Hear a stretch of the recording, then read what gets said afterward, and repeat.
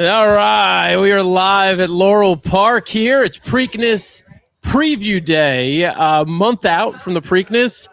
Big races today, 5 straight stakes races coming up here. In a second, you're going to hear a race behind us. That is not one of the 5 stakes races. This is bonus action here, but excited to be here at Laurel, one of my favorite racetracks anywhere. Spent a lot of time here. Dan Tordjman, America's Best Racing, Alexa Zepp, Tim Littau. Yeah, Littau. Yeah, Tim Littau. Tim, guys, yeah. Introduce. We're so excited to have you here this week with us. Yeah, I've been covering racing for a few years. I've gotten to fill in on the Laurel Park track broadcast here as well, with some broadcast numbers that we'll have on shortly as well. And just really excited to be part of you guys' team. You guys have so much excitement and enthusiasm for the sport, and it's all for the fans and for the horses, and that's what it's all about. And big days like this is just such an exciting thing to be a part of. And a lot of great races and some great horses shipping into these races too. I love it. I'm glad you're here, Tim. I will say, take shots in life. Go for it. Tim cold emailed us. He just sent an email to the general ABR and said, I want to do this. And we were like, hell yeah, come on. So we're excited to have you here. I'm excited to be here. See the horses behind us. Looks like the 7's going to win this race. 7, 3, 4, 5. If you bet on that one. But I have not been to Laurel Park since 2018. Oh, wow. I was here. It was actually one of my first racing experiences. If you followed us before, I got involved in racing through handicapping, and I was here for the big one at Laurel, is what they called it, the big one at Laurel, way back when. Before, I had kind of dipped my toe into handicapping, but I was still in my art era, and I was drawing caricatures of the players playing in the tournament. So it's wild being back here in a different capacity. You still have these? Can we pull them out? Oh, I should. I have them. I just might take a moment to pull it up, but maybe we can. You have them handy? You could actually do that? You actually got them here. I did what? You have them here? I'm sure they're on my phone somewhere. I have 25,000 photos on my phone, Dan. They're in there somewhere. All right, we're gonna get sidetracked more than once today. But just to bring it back to what we're here for, 2 big races today. The Weber City Miss is an automatic qualifier for the Black Eyed Susan Stakes, which is the Friday of Preakness weekend, and then the Federico Tessio is a automatic qualifier for the Preakness Stakes. Those are 2 of the 5 races coming up. The next race coming up is the Dahlia Stakes. We then have the King Leatherberry Stakes, then the Weber City Miss, then the Henry Clark, then the Tessio. So 5 straight stakes races. I've got a 30-1 shot. I could tell he's going to win a race that's coming up. So if you want that 30-1 shot, I would stick around. Yeah. So stick around if you like 30-1 shots. Dan's been doing well today too. He's been hitting some bets. Well, that's kind of you, but I don't know. Dan clicked the all button and hit that 5 to 2. Exactly. So we're hitting bets. I'm rolling. No, we've got to pick 5 in. We hope you bet along with us today. And we've also got a ton of awesome guests lined up to just bring you into this little awesome Maryland racing world, and keep you engaged throughout this afternoon. So speaking of, we're bringing our first guest. Let's bring in the first guest. I guess as big as it gets. We're starting strong here. We got the president and general manager of the Maryland Jockey Club, Bill Knopf, joining us here as he puts in his earpiece. A big ramp up for Preakness, for it being here at Laurel Park as renovations continue at Pimlico Racecourse. Bill, how are you feeling today? We're just talking about how beautiful the weather is. This would be nice to kind of just order up a month from now, right? Yeah, I'll take this every day, all day. It's gorgeous out here. Awesome. Tim, we were talking earlier. You mentioned, kind of what this must be like. Yeah. Yeah. Now with the Preakness coming to Laurel, what's the effort that it takes for your staff, as you make kind of that venue switch for the year, and have really kind of a more elevated fan experience as well, just in a month. Yeah, it's a very unique one, right? Because the staff has prepared for Pimlico every single year for 151 years, and this is the one-off. So Laurel is a very different building, obviously, with no infield, which Pimlico is kind of well known for. Different grandstand, but it's beautiful inside. Laurel's got some great features, a big sweeping racetrack and a big turf course, and so it'll be very different experience this time. What are you most looking forward to, and I guess also what's kind of been the biggest hurdle that you guys have overcome of having it here? I think the biggest hurdle, and again, we work very closely with the Stronach Group to plan this, is space, right? That's what Pimlico offered. They offered a lot of interior hospitality, temporary space, and Laurel is just limited that way because we can't go on the infield or we can't go on the backstretch. So we're sort of relegated to just the stretch here. Put some boats out there. There you go. You could have kayak viewing. Right. So I think that's probably the, unfortunately it's limited in that capacity, but I think that makes it special too, though. Like this is going to be a very unique, intimate, Preakness experience. That's going to be. I think it'll be. In a lifetime. I agree. I think it'll be an unforgettable one. Yes, you said it. Yeah. It's hard to follow up the act that we saw last year with journalism winning that incredible stretch run in 2025. What do you think that we're going to see in about a month from now? It's tough to follow up that one, right? That was just one of the races of the year last year. And, you never know. It's like there's always storylines that are created and something will always come up. So that's why the Preakness is great. You always get some, the Derby horses that come back, but as well as the newcomers that are always starting. And there's always that local horse, that factors into it. So, I guess we'll see. Laurel's had so much history, first opened in 1911 and having the DC International and so many great horses on both the turf and dirt here. Where do you think that the Preakness is going to rank as far as some of the greatest historical moments for Laurel here? I think it's got to be right up there with the top, doesn't it? I mean, this is such a unique year, and the Preakness has got such great history and tradition, and it does. Laurel has got great history, and the Maryland Jockey Club has got great history since the 1700s. The international, I know our walls are covered with international pictures and all the great races that have happened here. So this is going to be a special one for sure. Well, you're talking about the track's great history, but I mean, I haven't seen you in a long time, and I want to hear more about your history. And I mean, you run a racetrack. That's pretty freaking cool. So how did you get here? Like, what took you to this path? It is a unique one. And, 28 years ago when I came out of college and I said, I just want to go into the horse racing industry. I was fortunate enough to get a job at Monmouth Park Racetrack, which is one of the beautiful racetracks in this country. And I spent 26 years there, kind of working my way up. And I grew up outside Saratoga, so I'm a little spoiled at that. I grew up outside Saratoga, and I was fortunate enough to do an internship at Del Mar. Okay. And so it was a good combo, right? Yeah. And, spending 26 years at Monmouth, moving around in all the departments gave me the opportunity to actually learn from everything from the marketing media side to certainly the racing side. And, and then, of course, we did the Breeders' Cup in 2007, which if anybody was there, they'll never forget, 48 hours of rain. But it was an unbelievable experience for me personally. And that was probably the event that I singly, learned the most. And probably as I reflect now and planning Preaknesses is the one that will help me the most as well. Yeah.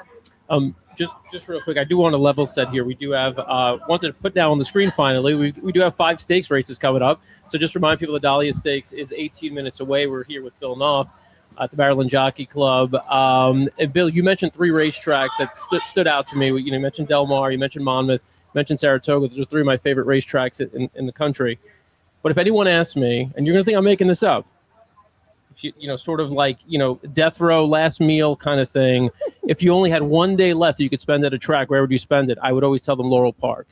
I love this track. It has a charm that you can't quite understand until you come here, until you experience it. The people who are here, if you get to know some of the horsemen, some of the people who actually, care for the horses and also who work at the track are some of the kindest people I've met anywhere. And I've been around racing now for a little while. So, I mean, I've seen people in different circuits. I'm in love with this place. From your perspective, after having spent so much time somewhere else, just talk about the experience here when you come and you spend a day at Laurel Park, the kinds of people you meet, and the kinds of racing that you see, because the racing here is also top-notch. I mean, look at today's card. Absolutely incredible. Yeah. No, I think you hit it.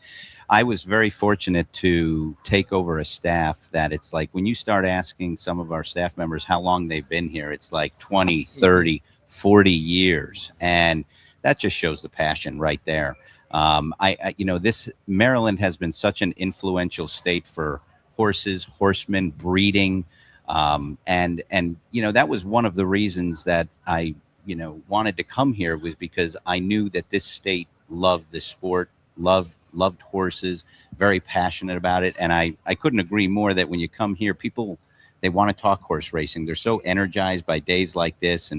And Laurel is a great facility. I did not know how nice Laurel was, to be honest, till I got here. Right. I mean, because Pimlico gets a little more of the publicity, and Laurel sometimes is in the shadows. And, it's funny because I dragged my wife around to a lot of these racetracks, and the minute she came into Laurel, she goes, "Oh my gosh, I can't believe how nice this is." And to your point, it is, it's a special place. Yeah, the paddock as well, just really charming. And you always see families. You see, dads with kids on their shoulders, getting looks at at the horses. It's, I don't know. I mean, I love this place. Like, I just love this place. Really, I remember, I know I've said it on a number of shows and streams when we're talking about, maybe like a smaller track that's really nice. I always say Laurel and Canterbury are two tracks that I really like. Like, I think you guys, the hospitality here is great. Everything about it's awesome. So yeah, if you've never been here, it's a comfortable day. It's just a comfortable day at the races. And I can't say enough. I mean, the card that you've got today, especially now with this turf course, I mean, it lots of days here where you got 3-4 races with 4, even sometimes 5 races with massive, 12 horse fields. So good betting races. I mean, not to take shots at anywhere else, but you look around, and I'd rather bet on this any day of the week over 5 or 6 horse, fields elsewhere, especially this time of year. So yeah, no, I agree. I mean, this is, we want to start creating more and more days like this. The preview day and Maryland Millions, another great day where you've got 10, 12 horse fields, and so we're going to try to get into the habit of just making those regular occurrences. As of course, Preakness and Black Eyed Susan get a lot of the hype, but there's some really good horses here. And when they start branching out, they cut their teeth here, and then they go out to places like whatever, Keeneland or Saratoga or Monmouth, and you see them doing very well. And it's nice to see. Well, we know you've got to get back to work. Before you go, do want to say we've got a couple of other big days coming up between now and the Preakness. I mean, obviously the Preakness is big, but you've got some big race cards. There's stuff going on here almost every day, every weekend. But in a couple of weeks, you've got a thing going on with the NTL, the National Thoroughbred League. I don't know if there's anything you could tell us about that. And then also, what should people expect sort of in the ramp up here if they visit Laurel between now and Preakness? Yeah, I mean, NTL is a very unique day. And, Lamar Jackson is part of the NTL, which, of course, is just a huge Baltimore draw. And, bringing him out to the races, he loves the track. And that'll be Derby Day, right? Yes, correct. Derby Day. Yes. And so he loves coming out. He interacts with the kids, interacts with the fans. And, it's a unique format with their 3 races that they've got their teams for. But, everything that, all this generates is great excitement. It's just each day you try to have something different to offer the fans. And certainly having Lamar out here for a day is really special. And that's the Lamar Jackson. Like, this is not a different Lamar Jackson. It's Lamar Jackson, from quarterback from the Ravens. He will be here at Laurel Park on Derby Day. Yes. Very cool. Exciting. Yes, it is. All right, Bill, we're going to let you get back. We've got our next guest. We're going to handicap the next race. Thank you so much for taking a few minutes with us. Thank you all. Thank you so much, Bill.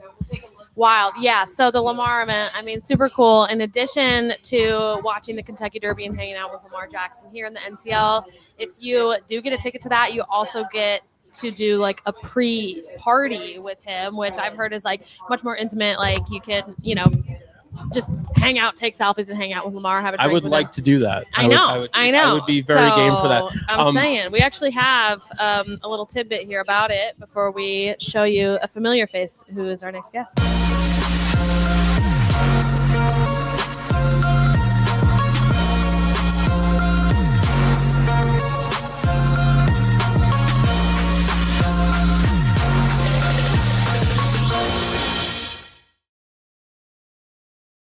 All right, we are going to take, we trust Greg that the audio is playing. Greg hears it. He's like, that's good. He's like, don't panic. It's good. We got the audio. Greg's the man. If you want to go to that, I put a QR code up in the top corner of the screen so you can scan that and get your tickets. But Callie, my girl Callie Francois is here. Hi, guys. Welcome to Maryland. Welcome to Laurel Park. I know it's been a while, Dan. You're already texting me about prices that you missed out on yesterday. Oh. You didn't study the form enough. But listen, it's a new day. You were the one who said it. But Listen, it's a new day here today, and we are just getting into stakes action over here. Well, no, it is, and I tease it. I've got a 30-1 shot, but people are gonna have to talk wait. about that. No, not yet. People are Okay. gonna have to keep waiting. Over here, though, I got one of my stronger singles. I like the 4 Ribaltagia. Ribalta Gaia. Yeah, sure, exactly. Yeah. Yeah. Got a tip. William Humphrey, who works for In the Money, he has been riding her, has nothing but great things to say about her. I just saw all of these girls walk by on the track leading up into this, and she was the one that stood out to me. She's that European stocky type. She's going to love it here. But the other ones that stuck out to me as far as watching them just without tack on, Amy's Symphony and Summer in Tahoe, fine. But the number 8 Mahara's Love, if you want to go for a price, looks all right on the track walking into the paddock. Okay. Yeah. Okay. Amy Symphony, talk to me about that, because I was like, look, that's the 9 horse. Yep. I thought that one had some back form. Won a race here nicely in October. Yep. Came back, ran another big race, and then she has who really, like, if you don't follow Laurel, if you don't follow Maryland racing, you may not know this. Horacio Caramanos is the king of the turf here. Yeah. So anytime you see him on a turf horse, you bet. No matter what the odds are, 5-1, 10-1, 1,000-1, you bet. Yeah, you go for it here. And this is the one that Caramanos obviously knows her well, riding her at Gulfstream Park as well. But this is one who's very dependable at Laurel over this surface in particular. So what I think with her, obviously, it's a bit in the trip. She's a slightly trip dependent, but she looks great coming in here. Caramanos is going to be in the position with the 9 post to send her a little bit, to get her in that position before that first turn. Because remember, the Dahlia is a mile. And now that we've gone to the bowl game distance, which, if you guys don't know, we have the bowl game, the Dahlia, and the Exceller. We're using a lot of the bowl game and a lot of the Exceller. So These are 3 different turf courses. 3 different turf courses depending on how wide the rail is. And so the bowl game is the closest to the original rail.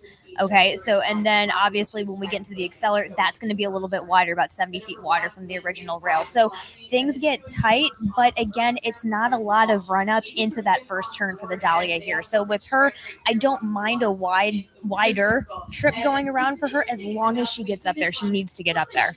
All right. Lex, you have any thoughts yet on this one, or are you waiting for us to further litigate? I mean, that's tough to follow up. I mean, there's the level. I didn't know that actually about all the turf variations here. This very is why cool. This you're is here why to we're here. learn. Yeah. Okay, we have a request. Actually, I do want to say, get in the comments. We want you in the comments. Joe says, send me a lock. Well, we already So said we're gonna do it. Ribaltagia. The 4's winning this race, so Yeah, I mean, you don't have to do anything else. So Seriously. I like It's the over. 6. It's the It's 4. over. Yeah. The I like 6 is the nice for 6. second. Okay. Yeah. I like the 6 in here, coming off a long layoff, but has nice pace in the race. And I think, a Bruce sometimes needs a race to get him off of the layoff to get him back, but he won on debut, so I think that's promising. So I kind of like the 6, I like the 7. I'm with you on the 7. Okay, tell me why you like a lot the of great 7. value, 20-1. Talk to me. And if you toss out the last 2, a synthetic race and a sprint, she was nearly beaten back in 2 optional claimers back in the fall, Yeah. second in each. And I thought those performances were spectacular. Hi, Tim. Good to see Yeah. you, by the way. Always good to see you, Kelly. Always, always. No, but I want to say about the 7, one of those kind of 2 races that I think you can toss out was a cut back to 5.5, not preferred distance. And then the next, a layoff and on the synthetic, like you're talking about. So I think this seems like conditions are aligning for this horse. And, well, especially morning line, I think was longer, but even at 8-1, She's set up so I well. think it sets up and it's a good price. She's set up so well to just sit behind that leader that we've got in the gray with Jaime Torres in the tack. I mean, I don't disagree with you at all, and especially with the blinkers off. Exactly. She can Strong kinda move. She can switch her off a little bit. Yeah, Yeah. I think that's great. And if you do use DRF for handicapping, they'll have, all those angles and the percentage win rates of the trainers when they do that. And Amelia Green's really strong when she takes the blinkers off of these horses. So 7 is my long shot in here, but I'm 6-7-5. 7 was an 8-1 about 20 minutes ago. She was a little bit longer than that. So Yeah. I looked at the board and I'm like, oh. It's all right. Not I as mean, much there were value, a but couple yeah. of scratches, so we expect Yeah. the price to drop a little 7-1 bit. is still great. That's still value It's there, still very 7-1. much value. We take that. Definitely. You guys mentioned Jaime Torres. Jaime Torres riding for the next 5 races in town for the big stakes day today here, Preakness Preview Day. Yeah. And he's going to be joining us Yes, stay in a tuned. little bit. So if you want to hear from Jaime, stick around. He's also riding a little race in a couple of weeks called the Kentucky Derby.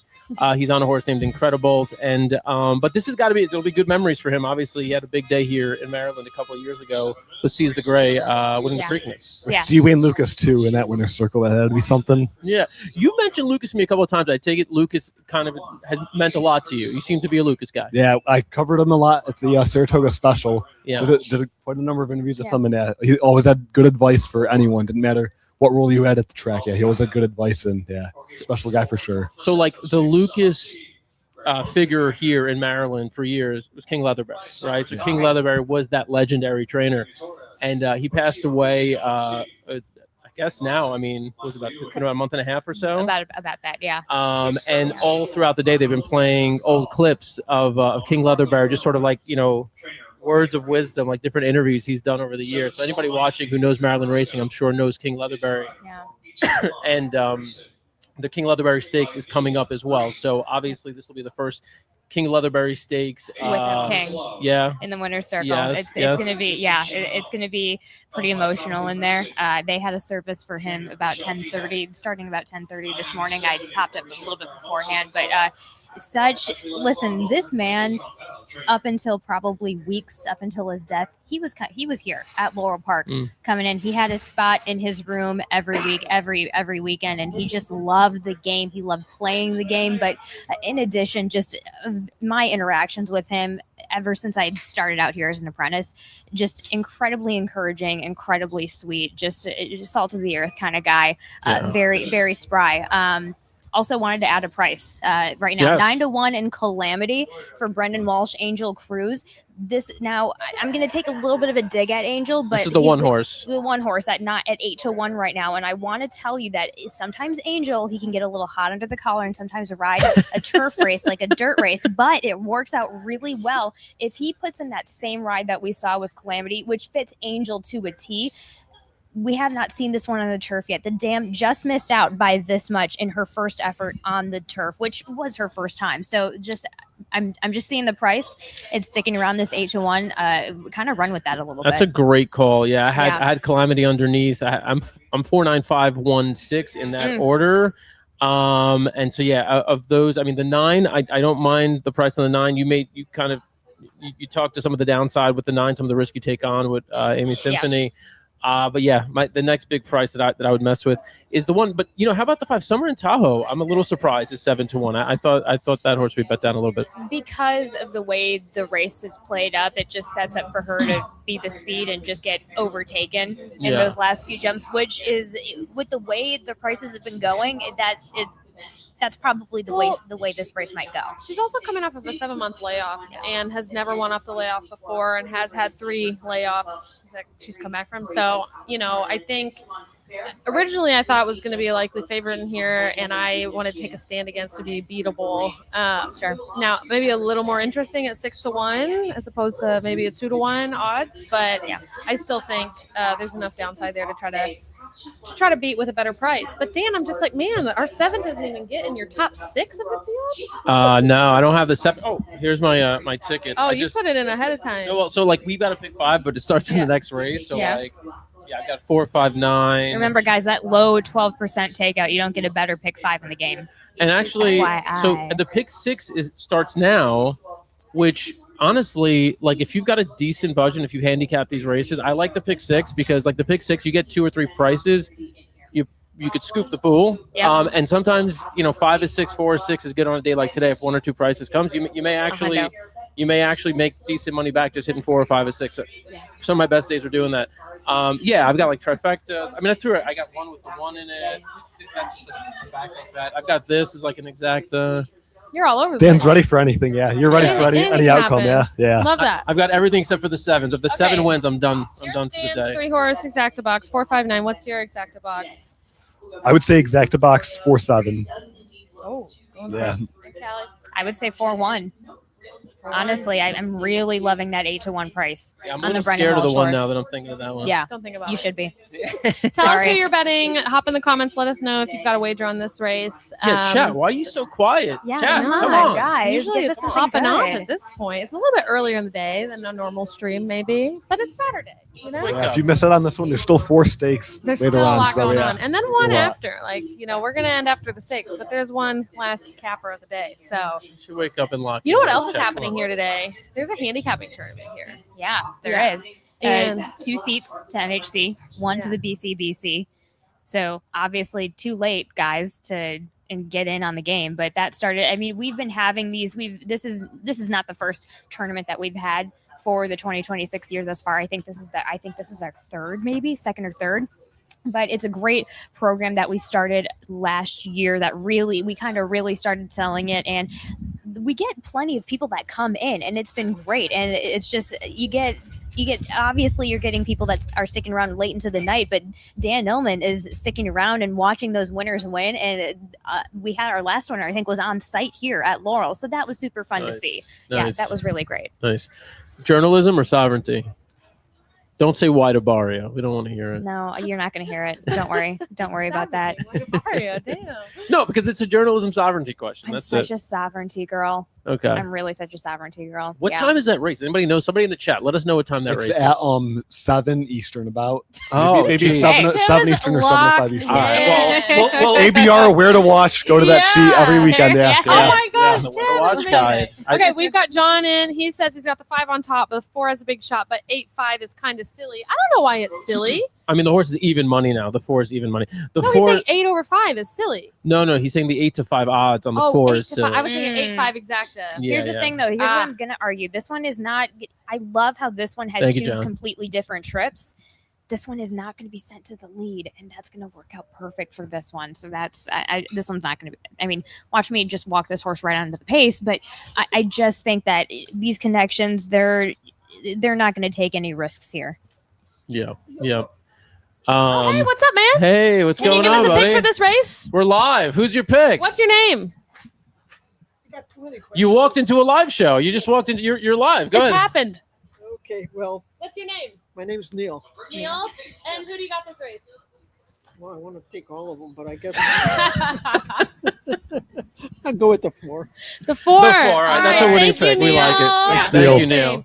So yeah, All right. we're right in the mix of things. There's that guys. for you, We've chat. got all. That was our rule. If you stumble onto the set, You're if on you, the if, show. If you haven't looked up to see that there are 2 massive lights, 2 cameras, a really angry guy behind those cameras going to wave Yeah. at you if you try to walk into the set.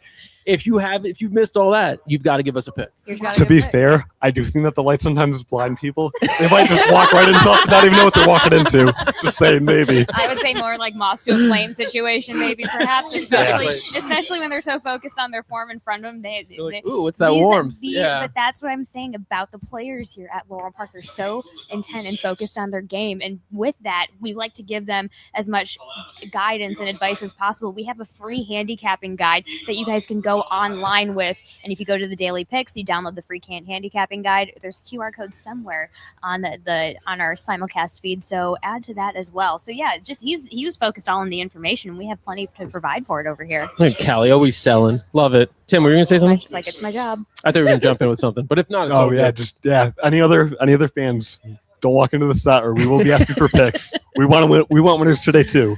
All right. Oh, here's JD. What's JD JD's saying some. The best part of it. Wait, I just want you to pronounce this horse's name again, Dan. Rivaltagia. I don't know. I definitely said it too. Gaia, right? Gaia. Gaia. Yes. Okay. Let's go Rivaltagia. Oh, and JD's chiming in. Another JD. We got all our JDs. So JD is usually also behind the cameras. JD. Couldn't come this weekend, but he's watching. He's saying he's doing great. Greg's doing a great job. Thank you, We love JD, for Greg. the support. We miss you. Miss you, JD. Miss you, JD. We miss you a bunch. But okay, it looks like they're heading to the gate. Yeah, they're heading to the about gate. that time. So we're going to need everybody play along. Greg insists that the track audio is going to work perfectly. But if for any reason, if just by some chance you do not hear Dave Rodman making a call once the race starts, jump in the comment, let us know, and we'll try to fix it. But you should hear the race once the race starts. You'll also hear our audio, and you're going to tell us to shut up because you're going to want to hear the race call, which is great. Tell us to shut up. Are you cutting our mics? Greg's cutting our mics while the race is going. Summer in Tahoe. Right to the front as expected. Storm Miami with a sharp break. Here's Curlin's Angel now to put some early pressure on Summer in Tahoe to the first turn run. Rebel Gaia is in fourth position within 3 lengths of that speed as they round that turn. Mara's Love edging over toward the inside. Now ground saving is Mara's Love. Racing in fifth position. Already 6 to 7 lengths off of speed. Amy Symphony. And trailing the field is Calamity. They make the run down the backstretch. Sharp opening pace. 23 seconds of the opening quarter mile. Summer in Tahoe flying right along. It's a 2-length lead from Curlin's Angel. Rebecca Gaia in a good spot in third position to quicken up. Another 2.5. And Storm Miami is in fourth position. Mara's Love on the inside of Storm Miami. And back to Amy Symphony and Calamity trailing the field heading into the far turn. Pace continues sharp. 46 and 1, the half mile for Summer in Tahoe. Into the far turn run. A 2-length lead. Rebecca Gaia and Curlin's Angel second and third. Rebecca Gaia is asked a question now with 3 A's to go, but it's Summer in Tahoe. Still that lead from Rebecca Gaia, Curlin's Angel. Mara's Love getting a bit closer from fourth as they reach the top of the stretch, and Storm Miami on the far outside, and Amy Symphony into the stretch. Summer in Tahoe at the 3/16 pole. Now put to the test, leads it by 2 lengths. Rebecca Gaia trying to quicken. Mara's Love on the far outside. Down to the inside, Amy Symphony running huge. Amy Symphony with an inside opening as Summer in Tahoe is looking for the Laurel line. Mara's Love surging on the outside. And there's Summer in Tahoe from Mara's Love. Rebecca Gaia and Storm Miami. Oh, come on. That was terrible. Oh man, it's a straight hurricane over here. Yeah. It is. The wind is just kind of insane. Always coming off of it. Man. Of course, we know it's gonna. JD mentioned it. He knew. I was so confident in the 4 that the 4 couldn't win. Of course. Yeah. I was hoping the 4 got second at least. So it would have had a nice, just a little exacta. She really had every opportunity to go by, and never did. Yeah. No, too much weight with me on her. But yeah, and then the 8 on the outside finishing second, unnecessary. But that was a horse. I did like how that looked. I liked how that she looked coming in. I was surprised. I thought the 5 was going to get overtaken, and if you had 2 more strides after that wire, that would have been the case. But dude, that would have been a 6 start to the pick. Summer in Tahoe, I thought looked just a little light, but I guess that's for a speed horse. That's kind of how she needs to look and operate. So yeah, definitely. Yeah, I mean, look, at the end of the day, the horse was the main speed. Nobody went with her. She won, right? She was rolling. It was 46-31 for the half. If anybody gone with her, I mean, I don't think they would have been able. I think she would have. I mean, that's every race she's won. That's how she's done it. So, it just we thought the pace setup was going to be different and be a disadvantage, but ended up being the opposite. So that's horse racing. Yeah, you can think all you want. I thought maybe she was better around one turn, maybe after she did well at Kentucky Downs in a 7 furlong race. Right. She comes here and clearly did well going a mile and with a pretty quick pace. It's a pretty, and for a speed horse, I will say it is a pretty easy two-turn trip, just because again, when you're betting these turf races going a mile at Laurel, remember that run up to the first turn, it doesn't give a lot of room for anybody else other than speed to it makes it easy for speed to really take a lock and hold on the race. Yeah. We've got a couple of things to show right before we bring our next guest on. We can. Yeah. Do we want to talk about Preakness Party? Let's do it. Callie, you've been to the Preakness Party. I have been to Preakness Party. I've been the face of Preakness Party a couple of years ago. The Preakness Party is usually on the Wednesday night before Preakness. Yeah. This year, it's on the Thursday night before Preakness. Right. And it is not at Mount Washington Tavern. No. It's here at Laurel Park. Sportsbook. Have you guys been up to the Sportsbook? Not yet. Well, in the past I have not. To do that after the show. Yeah. You guys, check it out. I got it. All you would talk about is how great the scene is there, because you have a 60-foot LED screen showing probably about 30 different sports games on one screen. Wait, is that right over there? It's upstairs. It's up that way. It's really cool. Wow, we're gonna have to check it out, and you guys should check it out too. I think you need to. The couches there. It's such a vibe. It's super comfy. Great bar up there. A little bit of Ritz and swag up there, a little bit of that chrome to go up there along with it as far as the decor goes, but it works. It works really well. well. When it comes to the Preakness party, everybody's welcome. You don't have to be fancy. Yes. You come as you are. You are going to come back in a little bit. We're going to say goodbye to you for now, but you're going to come back. Yeah, we'll All see you right. guys All soon. right. I will Callie's get your coming next back. guest. All right. Thanks, Thanks, Callie. Callie. All right, and here's a little more on that pre-Preakness party.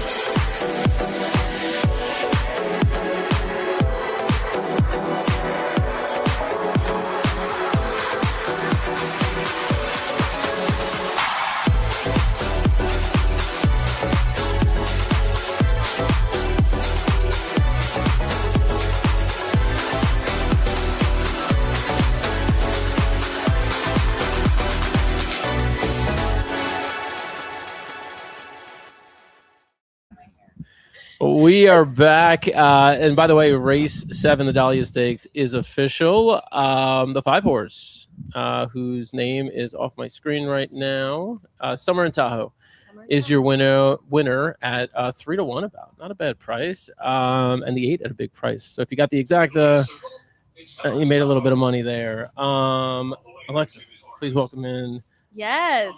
our next guest. I mean, she really needs no introduction. The crown does it for us, but we're here with Miss Marilyn. Hello, everyone. Thank you for having me. Oh my Maria God. Darasavi. Yeah, so great to have you on with us. Yeah. So excited to be here, y'all. It's my first race ever. So this is definitely a new experience, but I'm really loving seeing all the horses, all the jockeys, and all the fans who are so excited about every single race.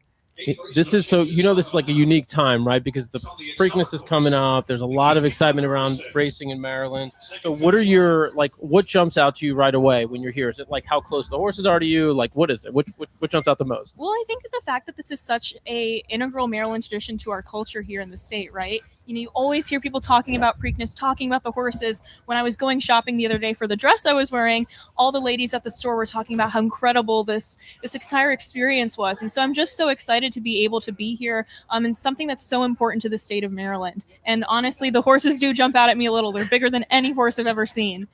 Have you seen any that you would like to have? I mean, I was talking to a lady earlier and she was telling me that she picks her horses to bet on by their beautiful names. And I saw that one was named Summer in Tahoe, and I'm like, that's a really pretty name. So you just won. I guess I did. Y'all, it's my Oh lucky my day. gosh. Okay, we're all gonna hop off the set. Yeah. You're Maria's making the gonna picks. take it from here and just give you picks for the rest of the day because you're doing better than us. It might have been a one and done type thing. I'll be honest. Well, I love it. I see you've got your sash. Tell us a little bit about what happens in order to become Miss Maryland and then what it looks like from here on. Yeah, so common misconception. A lot of people think that Miss Maryland is just a beauty pageant, but in reality, it's a scholarship competition. And so what young women do all across the state of Maryland, they come to Hagerstown up in northern central Maryland, and we compete in talent, in interview, onstage question, evening gown. And whoever the young woman who gets the highest score wins Miss Maryland, and then she gets to go on to Miss America. And, one thing about me is I'm not a super talented person. So I gave a speech as part of my talent. Yes, I can't sing, I can't dance, but I can talk, and obviously y'all are pretty talented too. Maybe I'll see one of you on the stage. Dan will be there. Yeah, I'm in training right now, so I'll be there. So you gave a speech. That's really interesting. What was your speech about? Yeah, so I was actually born and raised outside of America, and I moved here when I was 9 years old, Maryland.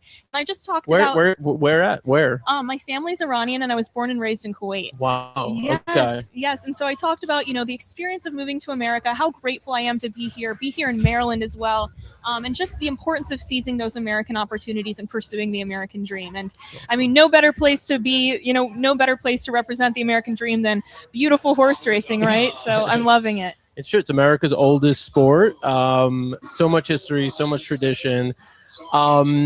In terms of, the kinds of events you get to go to, tell us about some of the other ones. Like, what are some of the cool things you're getting to do during this year? Yeah, so obviously there's the parades, the photo shoots. I was just in the Cherry Blossom Parade earlier, and the USO Gala on Thursday celebrating the USO's 2026 Service Members of the Year.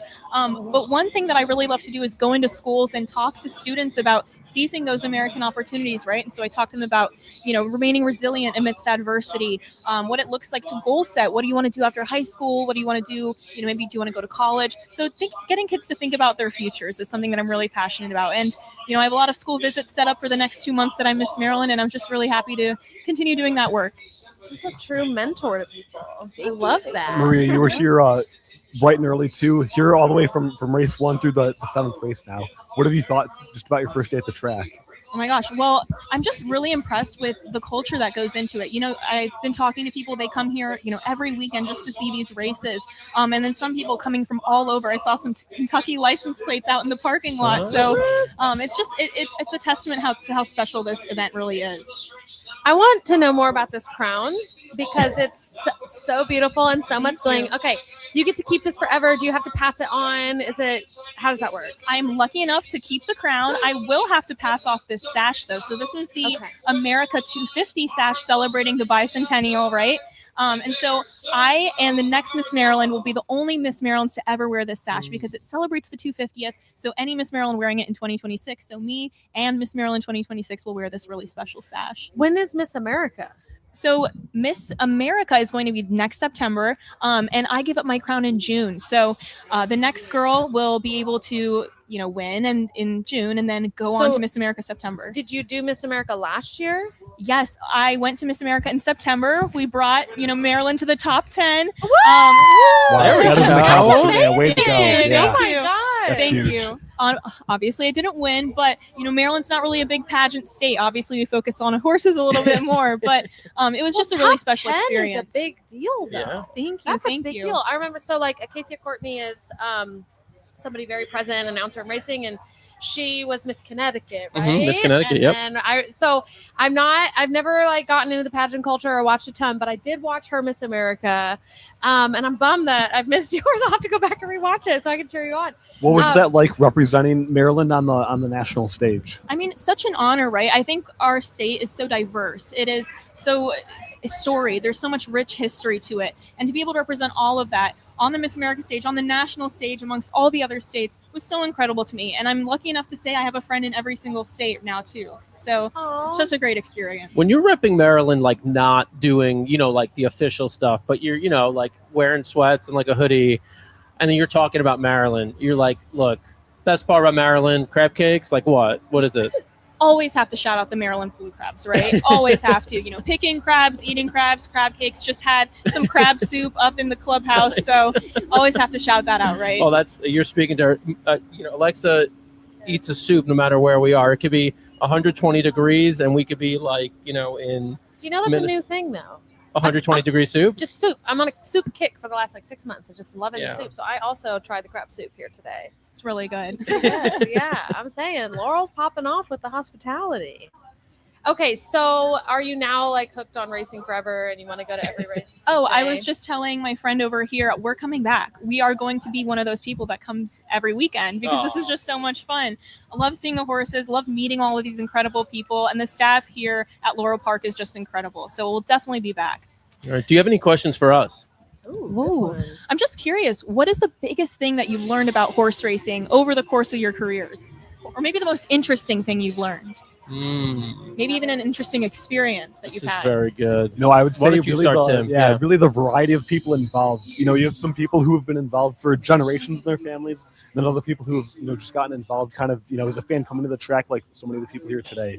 And there are so many different roles that people have in the industry too. It's not just trainer, jockey, owner. There's so many different roles in the racing office and even in the marketing, behind the horses and the breeding farms too. It's really more of an industry than just a sport. It's so big and so vast and so many different ways to get involved.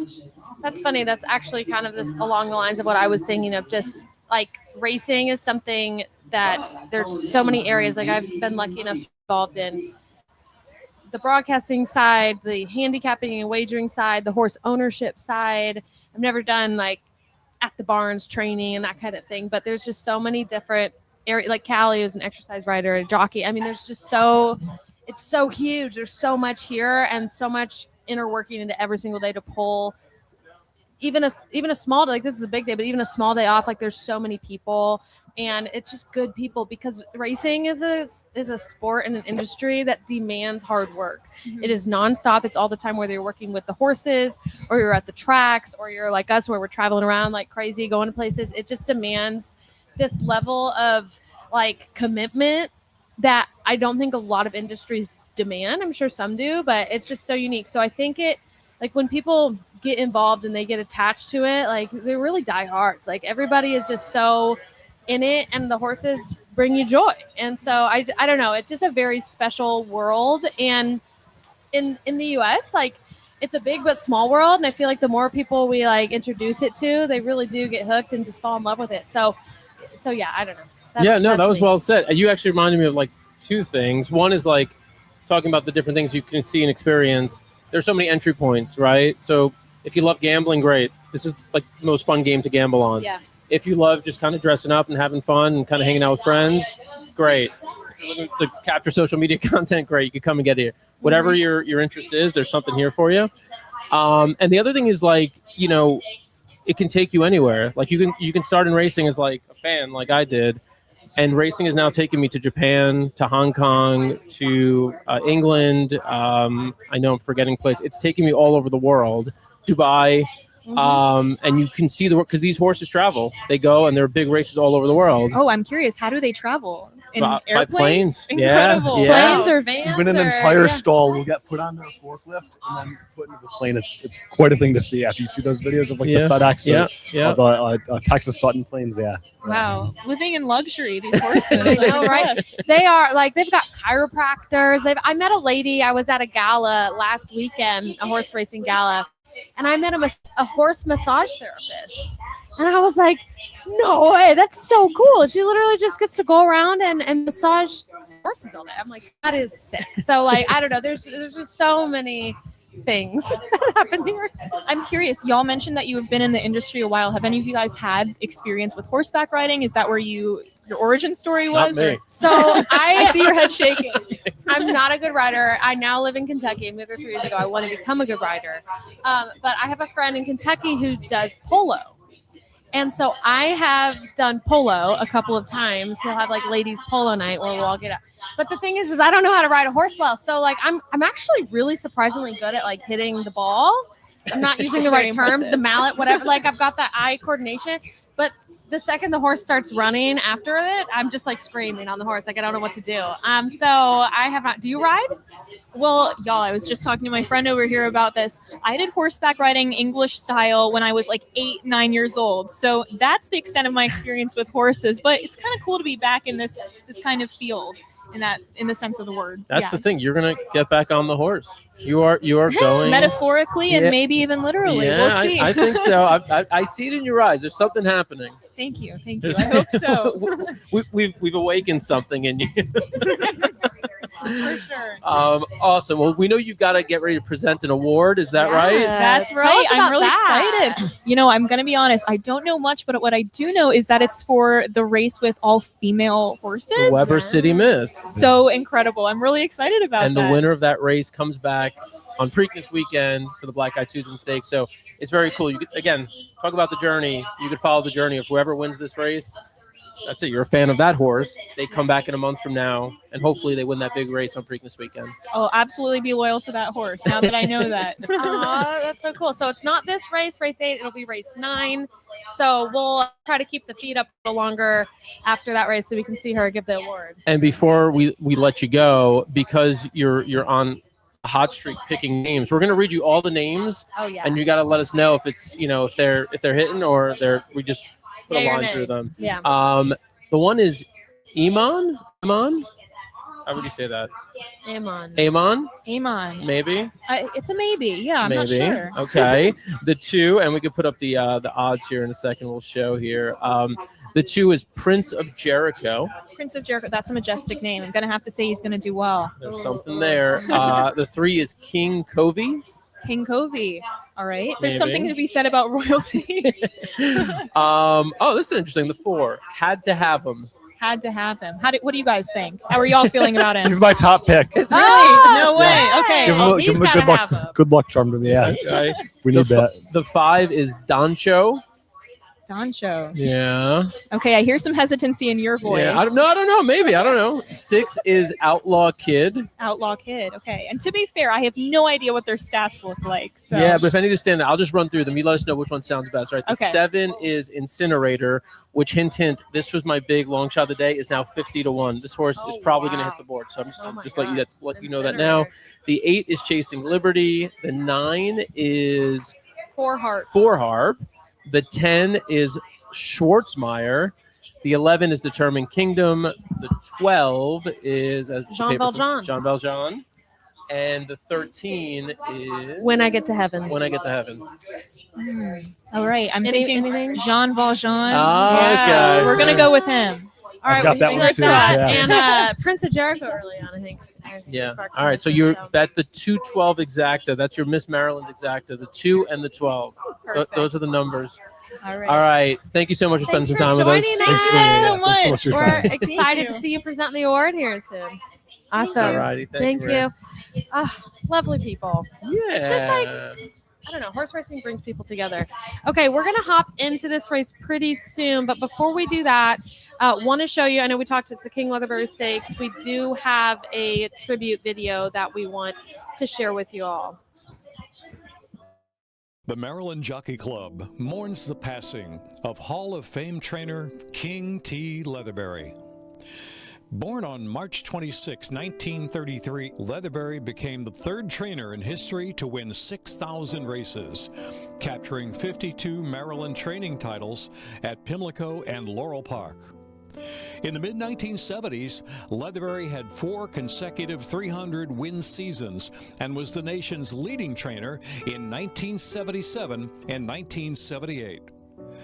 He achieved at least 200 wins annually for 11 straight years and secured 100 or more winners for 26 consecutive years. Leatherbury began his career in 1959 and retired in 2023. He won 6,508 races, earning $64,693,537. Among Leatherbury's top horses were Catatonic, winner of the Grade 1 Hempstead at Belmont in 1987, and Taking Risks, who won the Grade 1 Island at Monmouth in 1994. His most popular runner, however, was Ben's Cat, a homebred owned and trained by Leatherbury. Ben's Cat won 25 stakes races and earned over $2.6 million. Leatherbury was inducted into the National Museum of Racing's Hall of Fame in 2015. A member of the Anne Arundel County Hall of Fame, Leatherbury also received a Lifetime Achievement Award from the Maryland Athletic Hall of Fame in 2002.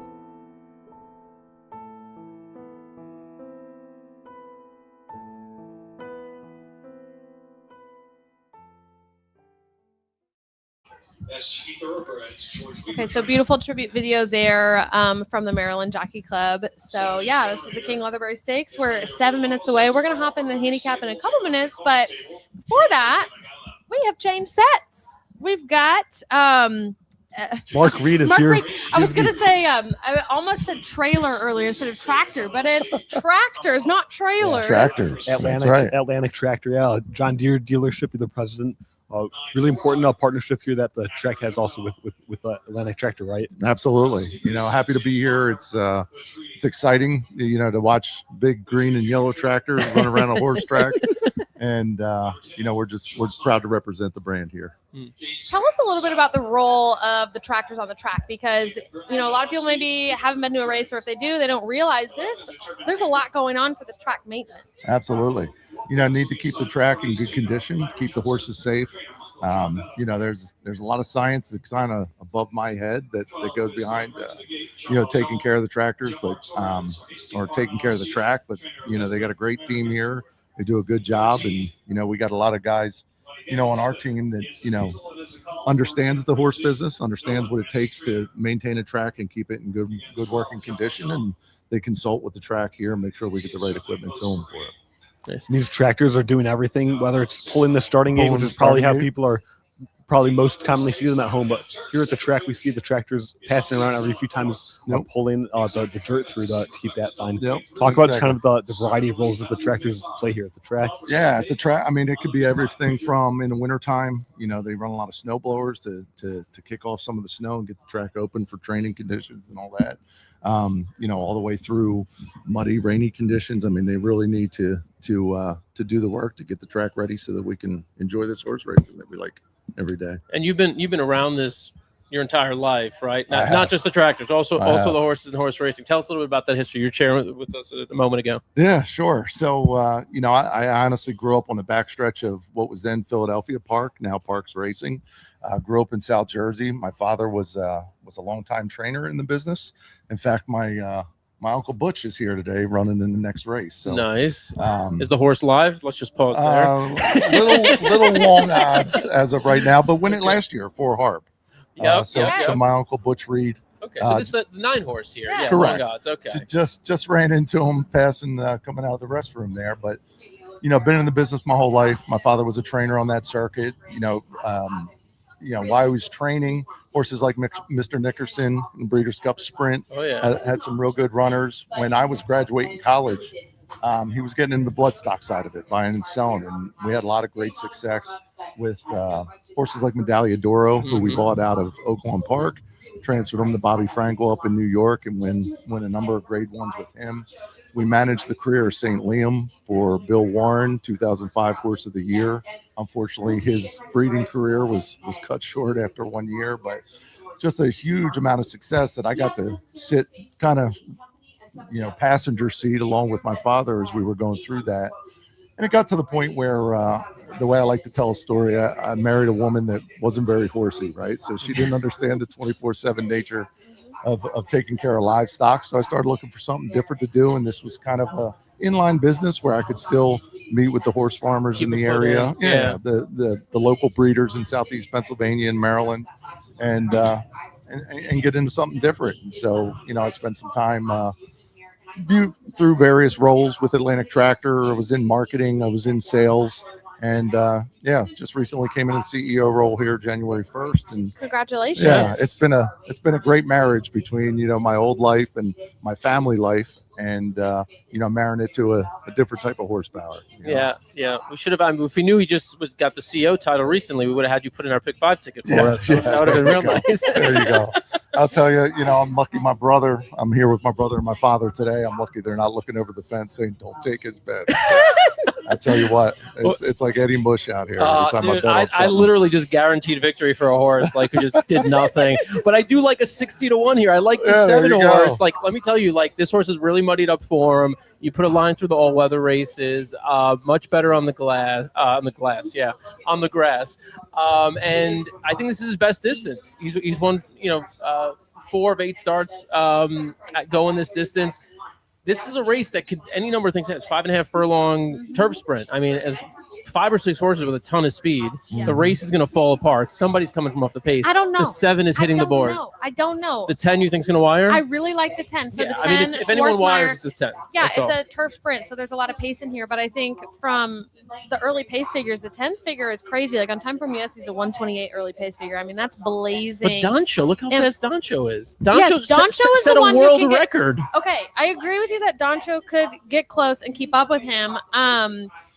But I don't know. I mean, I have him in 3rd. Okay, my picks, to be clear, are 10-5.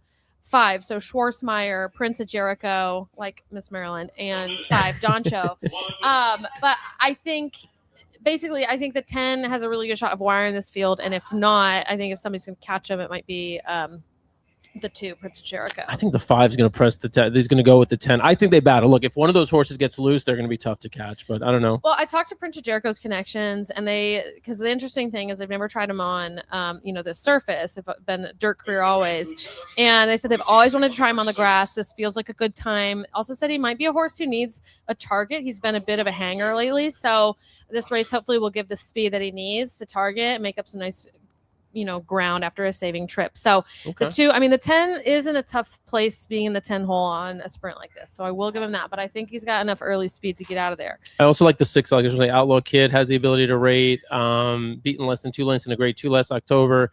Outlaw Kid, the 6-horse, also should hit the board. Mark, I know you didn't handicap this race, but are we convincing you on anybody? Who would you vote for right now? I'll tell you the speed at which you guys are talking about all that stuff. It's wandering off over here. We're just doing our best. Yeah. Tim, I think the you 4 like is flying right? under the radar right now. Yeah, 6-1 right now. Back-to-back wins here and 2 stakes back in the fall. I like the 4. Had to have them. Okay.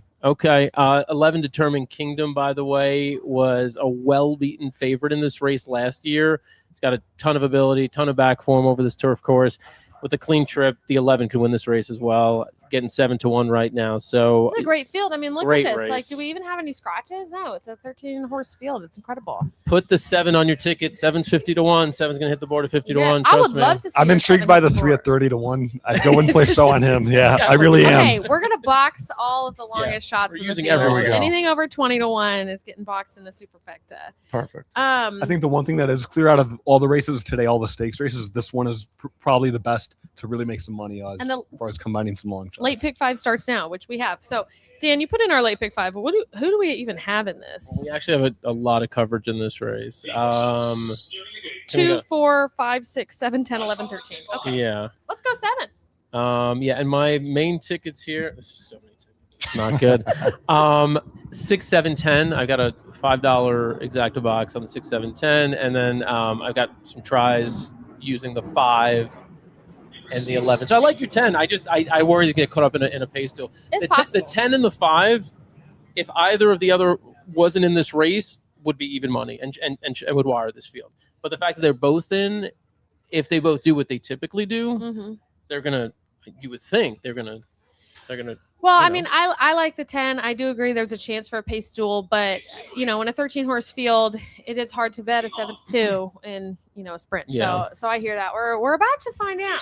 All right, we're gonna watch this. Let And us know in Mark, the you'll stick with comments, us. We'll come back and we'll have a couple more. Sounds good. Couple more moments with you. And let us know who you're betting in the comments so we know if we lose who we're rooting for next. Good way to put it. Yeah. All right, we're going to sound. Sound's back up. Schwarzmeyer.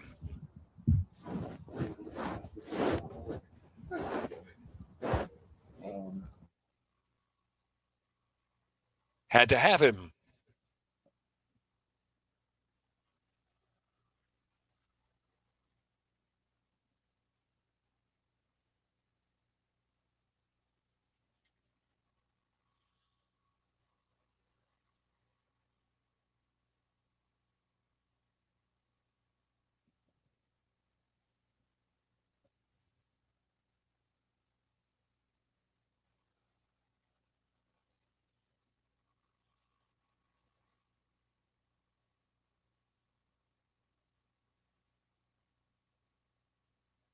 But if I had to have him,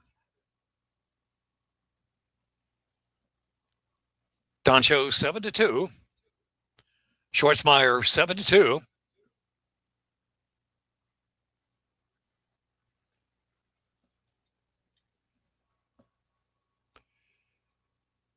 Toledo's up, had to have him. Try to load without the rider. Halfway in, backed away.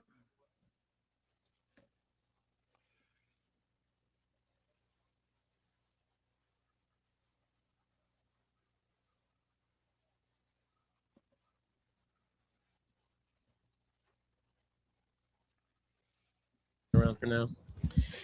No, Okay. all right. Yeah, 7-2. we've got a little bit of Slight delay favorite here. of It looks Don. like the jock's off the 4, so you get to hear our beautiful voices again. So we're back. Yeah, Tim, that's your pick. It's not looking too hot. Yeah, I've got the 4. Had to have them. The good thing is he remained calm. It seemed I didn't see any any bit of him acting up or anything. He stayed calm and just taking some time. And back in. A couple more horses to load. It looks like here, 2 or 3 more, and then the race. Don't blink; it'll be over in about a minute or so. It's 5.5 for a long sprint. This is more time for you guys to bet the 7. Don't leave that money out there. 50-1. And I know I put it on the screen a minute ago, but we've got John Womack saying go Doncho.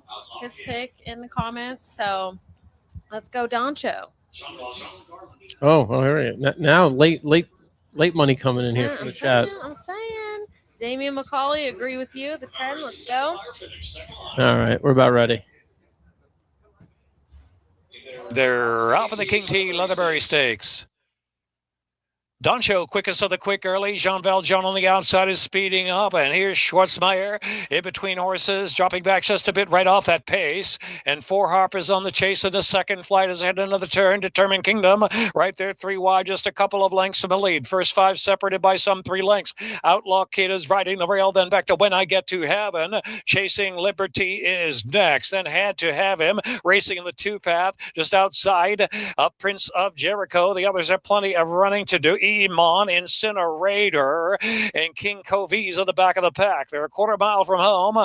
Doncho trying to punch on home, but now on the outside, Jean Valjean. Here comes Four Harp, and in between horses, Outlaw Kid gets a great split. On the far outside, Chasing Liberty is leveling off too, and Schwartzmeyer still in the thick of things. Schwartzmeyer between horses, Outlaw Kid down to the inside. Extreme outside, Chasing Liberty on the outside. Outlaw Kid down to the inside of the second wire finish. Outlaw Kid from Chasing Liberty.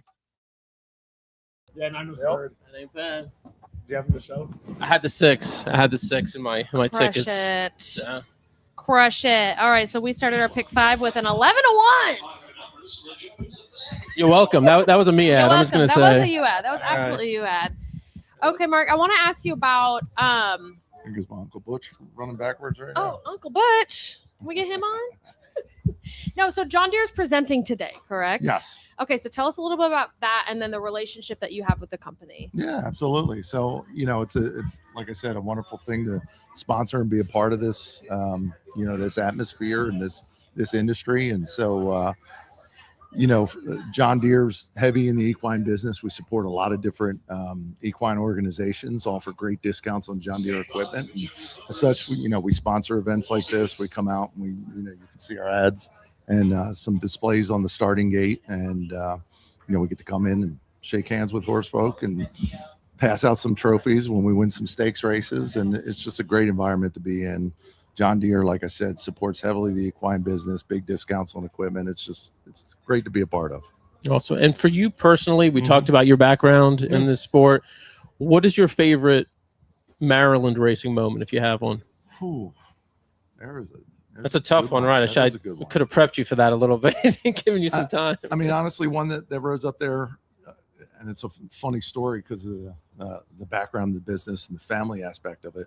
A horse that was named after my father was Uncle Heavy that ran in the Preakness. Oh, is that right? And we call my father Heavy.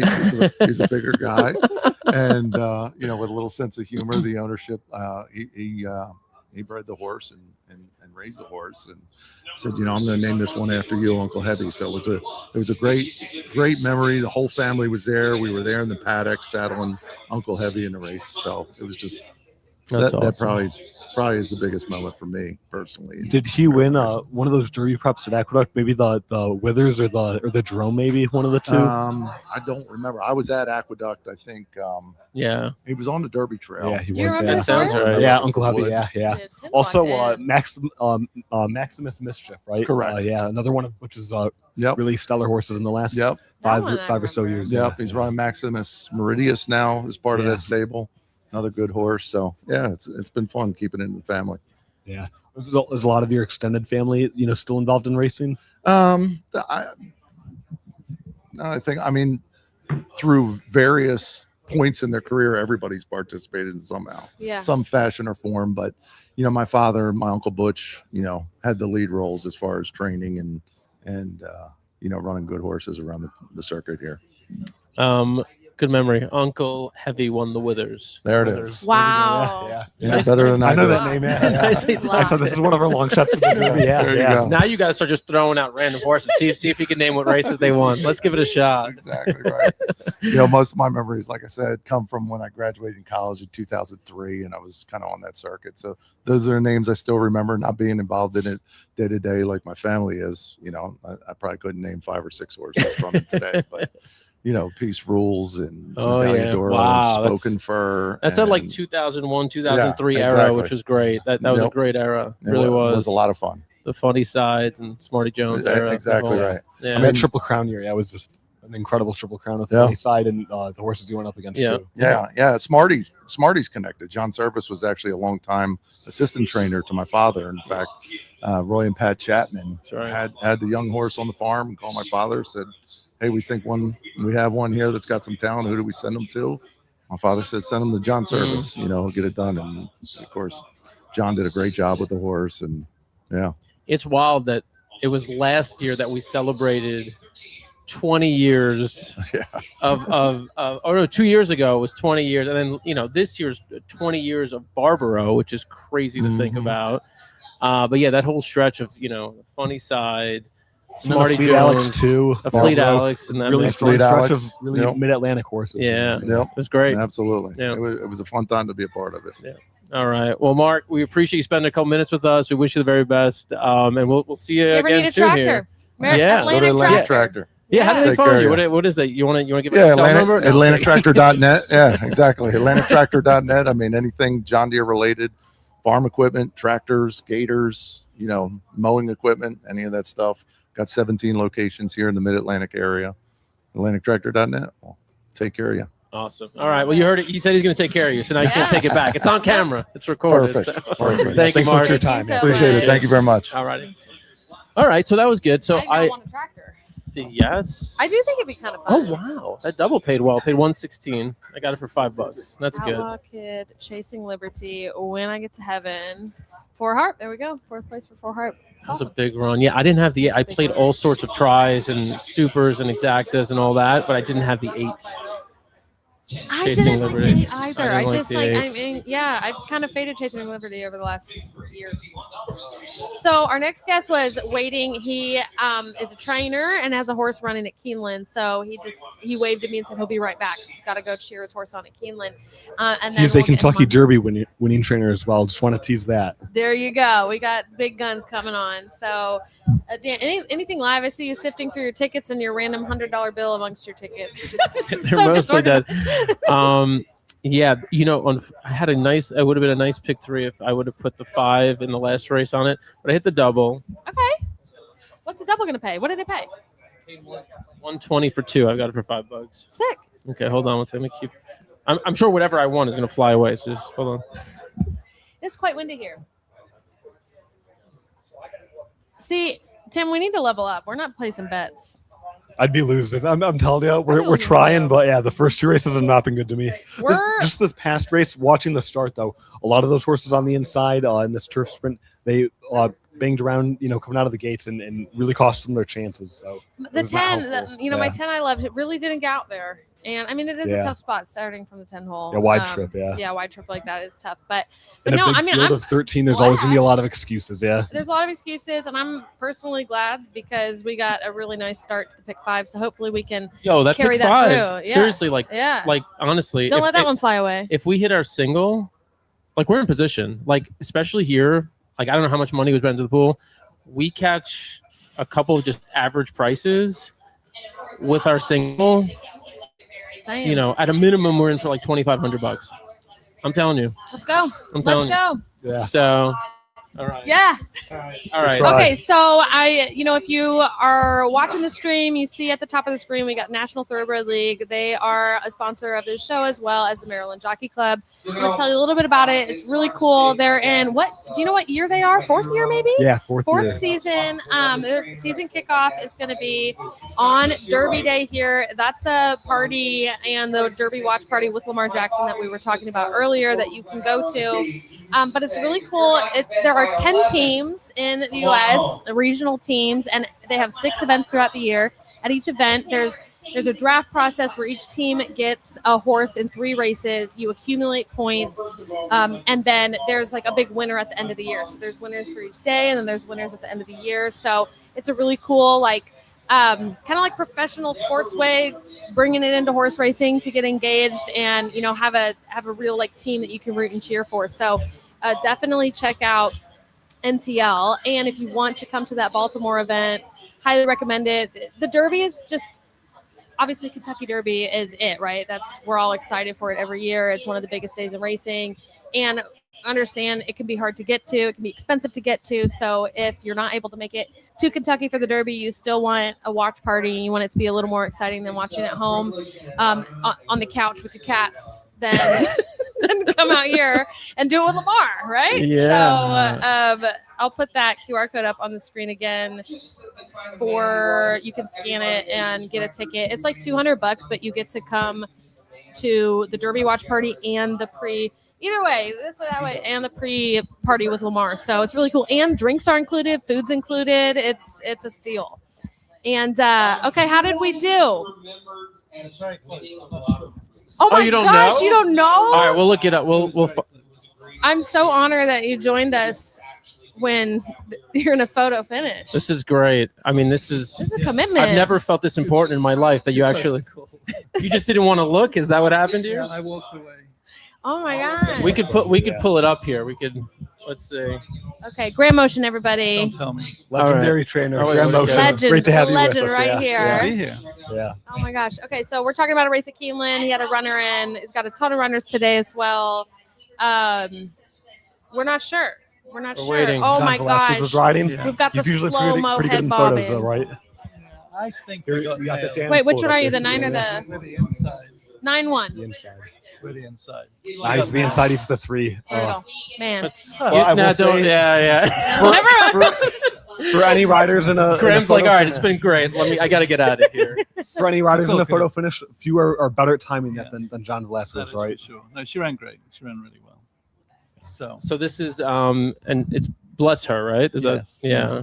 who won it? I don't know who the horse The was. 9 is Kentucky Belle, Windstar Redcox. Yeah, she ran very well. well, anyway, we got better things ahead here today. I mean, we do have beers here. If you want. we need a beer, a bucket beer. Something stronger, maybe. Well, you've got We've got a black-eyed Susan here, Hey. which I asked what's in it, and he read me the whole bar. So you just pour a little bit of everything in there. So I got one left to saddle, so I have to behave myself. Yeah, and we're Well, and we very- like that horse Yeah, a lot. everyone here is very excited about Cruise of the Nile coming up in the Henry Clark Stakes. Just tell us about that horse. Yeah, I mean, look, he's a horse that we liked a lot as a 2-year-old. He had his fair share of issues, not even necessarily normal physical issues. He had an injection that got infected in his neck and just had some really tough setbacks. And that's why he didn't debut till he was an older horse. And first time I ran him on the dirt because he'd always trained really well on the dirt. But I trained his mother, who was better on the grass, but she won on the dirt. And he hasn't done much wrong since I put him on the grass. So Yeah, he always seems to kind of draw off by a couple lengths down the stretch, right? Even kind of no matter what the yeah, splits I are in mean, the look, race. he laid on, on or very close to pace. I think each time he ran, one time was on the synthetic, which suits Gulfstream. Let's face it. I mean, that's the style that suits Gulfstream. But he doesn't have to do that. There's quite a bit of speed in the race today. I don't think he has to do that. There's a ton of speed in the race. Yeah, that's the Yeah. thing. I mean, for us, look, candidly, we singled the horse in the pick 5. Oh, I'm sorry. pressure So on glad I it. came on here. we plotted out a trip for you, so it's perfect. certainly to sit off. I mean, just if you could by a couple lanes. I mean, just Yeah, it looks like there's plenty of pace. Yeah. So he's a cool horse. I think he's adaptable. And Georgie obviously knows him very well. So yeah, and he just won that race, didn't he? Yes, he did, Yeah, for George, So we've been talking a lot about Maryland. You've been here for years. Obviously, you've seen highs, lows. You've seen all sorts of activity and movement over the years. This is an interesting time. I mean, we've got the Preakness at Laurel coming up in a month from now, which is, wrap your mind around that. And then obviously with everything going on at Pimlico and potentially the shift over there, how do you process all of it? What does it mean for you? And what do you think? I mean, this is home for me. I started training in that barn right across by the half-mile pole. I moved here the day my old boss died, Bernie Bond. And one of my owners requested that if I was going to train the horses, I moved to Laurel from Pimlico. That's what we did. And I live 20 minutes from here in Sykesville. And this is really home. This is where I still like to run my horses. Maryland is my favorite place to run, always has been. And I think the racing is very resilient here. King Leatherbury was one of my idols, when I first started training here. And I think it's very exciting what's going on. I think, Pimlico being rebuilt is it's incredibly exciting that we have 2 racetracks that are about to be rebuilt, 2 really good racetracks. I think this is going to be a great setup here for people to stay on and train, which seems to be how they've resolved the situation now. I think that's the best situation, and they have money to improve it. So, look, I think it's all really exciting. I think the Preakness at Laurel is going to be a different vibe, but that's good. I think it's all good. Do you have a ticket? Well, I don't, probably. My daughter is notorious for getting infield tickets for the band at Preakness, so I don't know what she's going to do. Well, you've I'll say this: if you want to get in with Jane, you better start posting on Instagram. You better get your follow count up. That's right. That's right. those X battles aren't enough. She'll be here. I floated an idea to Bill Knopf earlier of getting a couple kayaks and just having some, boat viewership from the infield. Sell the kayak for the day. Yeah, a little paddle boat situation. Graham, we have been reflecting on some of those big Triple Crown days, and this year marks 15 years since Animal Kingdom's Triple Crown season. Can you believe that? Yeah, no, I knew it was been a while, but I didn't know it had been that long. Sorry to date it. I was a big fan. Back then, I kid you not, I was watching that race at my brother's first communion. I was in 4th grade. Oh, great. And That's exactly what he wants to hear. I remember him coming down the stretch off the turn. I will tell you that you never expect to have a Derby winner. You have no idea what it's going to be like to come to Pimlico with a Derby winner. But that was probably the coolest part of the whole experience, was arriving here with the Kentucky Derby winner. Nobody else can win the Triple Crown. 90% of the people are rooting for you, and that was very special. He really made a game charge down the stretch to nearly catch Shackelford, who, led wire to wire that day. What were you thinking, that the day the Preakness' Animal Kingdom looked to maybe get a second leg of the Triple Crown? I felt really good about running him, and that's why I feel quite strongly they shouldn't change the Triple Crown, because I felt so good about running Animal Kingdom 2 weeks after he won the Derby. He was in great form. And my only regret, and I should have kept my mouth shut, I just told Johnny I was a little worried that he was going to be too sharp. And of course, he missed the break. And I think that cost him, because he was coming to Shackelford, but he just to say missed the break. And I shouldn't have said anything to Johnny, who knows well how to handle everything. But that's what it is. Do you actually think about that a lot? I do, yeah. This game is heavy. Like, talk to us about. I think sometimes the losses weigh heavier on you than the wins. Yeah, you remember them more instinctively, perhaps. Yeah. Yeah, I mean, probably arguably that's a bit of what makes you an excellent trainer, is when you beat yourself up and learn from your losses and make sure you don't repeat them. But I guess in your experience as a trainer, what have you learned from the most through being in these big, huge races and having excellent horses? Well, I think I learned early on from the likes of Wayne Lucas, who you'd see often running horses that were 20 or 30 to 1 in stakes races, and you got to take a shot. I think that's something that as you get more accomplished, you get braver about. Look, my Breeders' Cup wins have been 27 to 1, 40 to 1, big prices. Wow. Yeah. But you got to have confidence to take a shot. And I always remember seeing those guys, especially Wayne, take shots in races, which is hard to do when you're getting started in the game. You feel like you're sticking your neck out. But the losses do weigh heavily. I think they weigh heavily on all of us, probably. You're always, this game is full of second guessing and questioning yourself. I always tell people, it's not like a professional coach can speak to the players. They can tell them what's going on. We have to figure that out ourselves. They can't come off the field and tell us what's going on. So I think that's the hardest part of training. What do you look at with the horses that, is it body language? Is it just how they're progressing? I think a lot of people who are watching maybe have never even been around horses, and it's just hard to even fathom how you learn and interact and essentially talk to these athletes that don't talk. Yeah, I think seeing them day to day. I honestly, my favorite part of training is being at the barn. The races is full of anxiety. I'd almost rather somebody else dealt with it. I love being around the barn in the morning. I love being with the horses, and that's where you kind of pick up on things. And I think the longer you're doing it, the more you come attuned to what the horses need or what they want. With Rebetaglia today, I was questioning myself a little bit. She's such a big filly. I think she might have been a work short, but this was a great spot to get her started. Things like that, I think, it just comes with seasoning. The longer you're doing it, you never stop learning in this game. I wish we'd had you on before that race.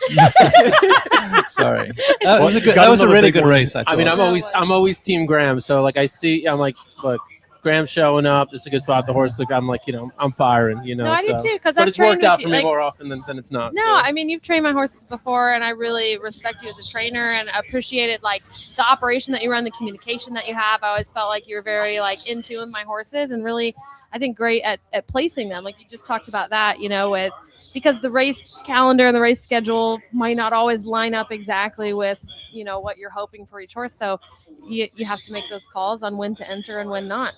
Yeah, for sure. And I think at Fair Hill, we have an opportunity. We have the grass course, we have the synthetic, we have the dirt. We have so many different ways to get a horse fit that I think it gives us some extra tools to get the horses to races. And Ribottaglia has been at Palmettos all winter breezing on the grass. We can't do that anywhere else. There's nowhere else you can breeze on the grass every week. Yeah. It gives you a huge advantage, I think. What does breezing on what does that do for the horses? Well, a filly like her, I just wouldn't be that keen to breeze her on the dirt. She's obviously been a little fragile since she came over from Europe. She's such a big filly. I think she finds the turns a little tight. But it gave her a great start being able to train on the grass every week, breeze on the grass.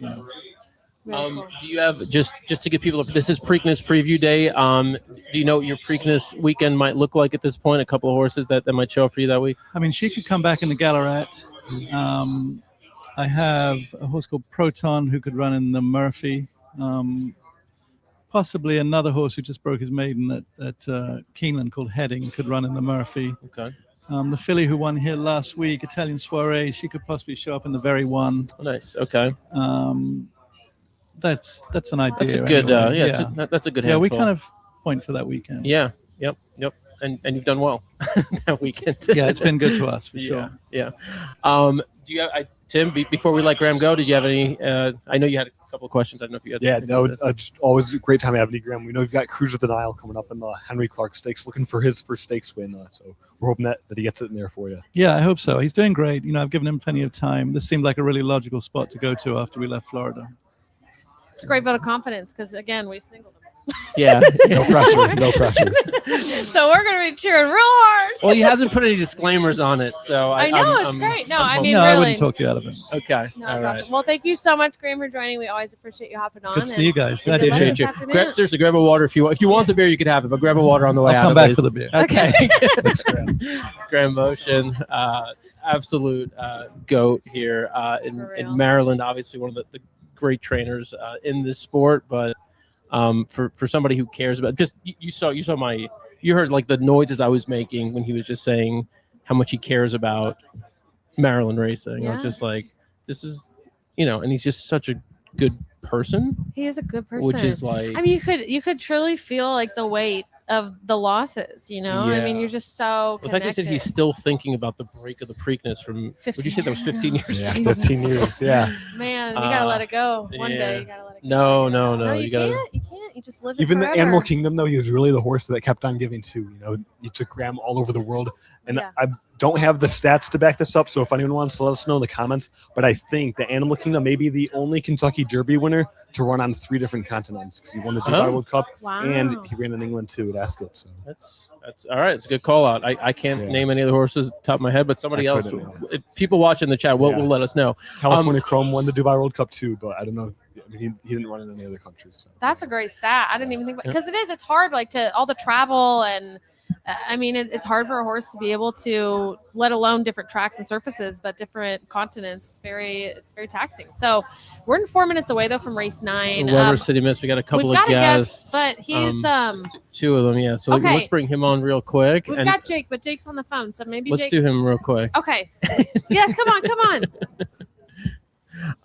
By the way, the Weber City Miss here, race 9. This is a win and you're in for the Black-Eyed Susan Stakes, field of 8. There's one scratch here. Your heavy favorite is not heavy favorite. You got 2 co-favorites, really. You got the 8 Jumping the Gun, the 7 AP's Girl. We have both of those horses on our ticket. I I like AP's Girl a little bit better than Jumping the Gun. AP's Girl with James Graham up for Peter Urton. Yeah. So But not connections you typically see. Stanley, are you Stanley? I It's am. great Are you to see you, Stanley? Stanley. Okay, so honestly, it doesn't matter what we think about this race Oh, because here we we go. have the GOAT here. This is Stanley Bablish, who is the 2007 NHC champion and NTRA Hall of Fame. So, I mean, that's pretty incredible. That's the National Horse Players Championship. What was it this year? The 25th edition? 26th wasn't it? edition? Yeah, 26, So you're yeah. one of only 26 people to ever win the national championships, which is incredible. We want to hear about it, but it's also almost race time. So first, do you have a pick? Here I had the 6. Oh, that's one we don't have on our ticket. Oh, no. Not good. Okay, the 6 is the favorite. What did you like about the 6? Again, just I have numbers that I use, right? So Yeah. don't go by me because I peaked in the first race. I had the 9-1 shot Okay. and nothing since. Well, That makes the sense. fact that the horses bet down from 8 Yeah. to 1 to 2 to 1 Yeah. means we're dead. And again, I didn't like that because I don't like betting favorites. Yeah. I hate betting favorites. Yeah, but if you were locked into like a pick 5, you wouldn't mind seeing that horse get beat, taking that money, right? Yeah, So- again, once it's in, and you're Yeah. just looking to win. Yeah. Right? So you're playing in the tournament today, I I am. assume. Yep. Talk us through how that's going. So again, I hit the first race and got it up to about $450 and have had nothing since. You know, just seconds, thirds, fourths. What's the bankroll for this? The bankroll Yeah. is $250. 250. Okay, so it was 500 to buy in. 500 to buy in, 250 to prize pool, and you have to bet a minimum of 5 bets, 5 races at 50 each. Okay. And Okay. once you've done that, you could bet anything less, and you could always bet more. Yeah. Right. Always. We can always. I bet more. noticed that in the first 2 races, people tapped out. I was like, You know what? So I'm curious what your thoughts are on that strategy because the more I've played in tournaments, the more I've realized like swinging hard at your strongest opinions usually works. You risk being out early and not having any action, which is hard, especially if you've traveled to a racetrack and you're here and you want to play all day. But what do you think? Do you like to really divvy it up across the day or swing on big bets? yeah, that's a deal. I typically I like to build a bankroll Okay. and try to find something in the last 3 races Yeah. that is solid enough that you can go all in. Yeah. For me, I go to Monmouth a lot too, right? Yeah. Here it's an hour. Not too bad. Where are you based? We live in Walkersville, Maryland. Okay. So it's an hour from here. But we go to Monmouth a lot, and that's 4 hours. Now, if we go up to Monmouth and I tap out on that first race, I'm not going to be a fun guy to come home with. Yeah, it's hard. You're like, man, I'm done already. Yeah, that's it. That's it. So Yeah. so typically I wait. Patience is the key. So did you build a bankroll with the 9 then, and you still have some I did. bullets to fire? Yeah, I Okay. still I think I have $100 left. Right. Okay. Again, it'll go all in at some point. Yeah. You know, but just picking around and trying to play daily doubles and stuff. So I've got the 6, I think, with the 7, 8, 11, something like that. Okay, we're what are we, 7 and 8? We actually have 4, 5, 7, 8. We actually decided to spread here somehow. Okay. In a short field. Yeah. My I was favorite leaning pick towards was the 7 and 8. 7. Yeah. I think so. Let's see. 7 is 5 to 2. 7 no, being 2 to the- 1. 2 to Yeah. 1 now. It was 10 to 1 morning line. Yeah, I was not expecting that Hey, at all. 10 to 1 morning line? Yes, Yeah, see, 10 that's to why 1 I morning liked line. it because I thought it had a legit no shot way. at beating the 8. I had think this. the I 8 had is the a strong 7 as a favorite. potential single this morning. I didn't because I didn't have the odds. I didn't know what I'm it was. telling you. Okay, first out on the 7 wasn't a great result, but she went 5 wide, and then honestly, with that considered, I thought ran okay. She's come back since then to win 2 dirt routes with improving figures. This is a big step up in class, but I thought if she could hang with the classic ladies, she was going to do well, and I liked her from a price standpoint. But now that she's 5 to 2, I still like her, obviously. I still think she's a good horse, but the 8 jumping the gun was a clear favorite in here. Never done worse than second in 5 starts at high levels.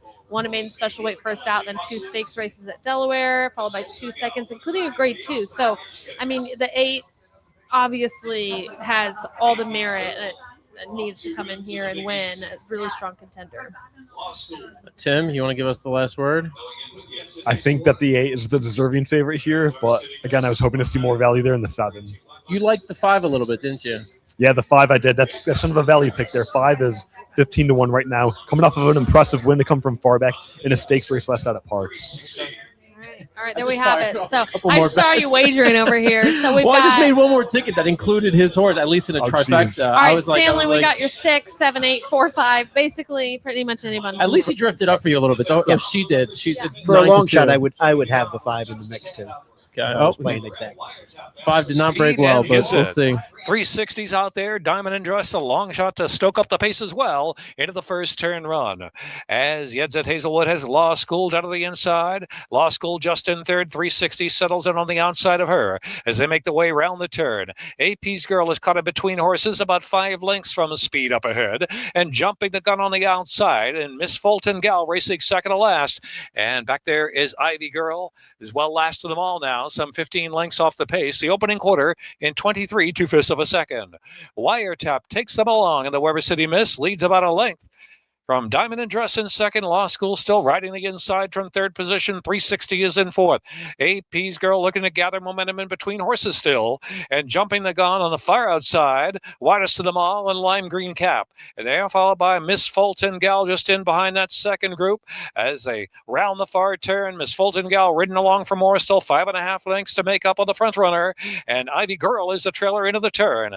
Wiretapped at a 48-second half mile. So 3/8 from home. Wiretapped is the leader, jumping the gun, moves second on the outside, 360 ridden for more, and down to the inside is AP's Girl, who is in fourth. AP's Girl just in behind the top pair as they turn in, and jumping the gun gets the jump, jumping the gun, turns for home with the lead. Wiretapped is driven, shifting off the inside, AP's Girl with dead aim, and AP's Girl is coming with run on the outside under Jimmy Graham to take the lead with a furlong left to go. Also from the back of the pack, from way back, is Ivy Girl, who's closing. Ivy Girl's running a big one to the far outside. Here's Ivy Girl and AP's Girl.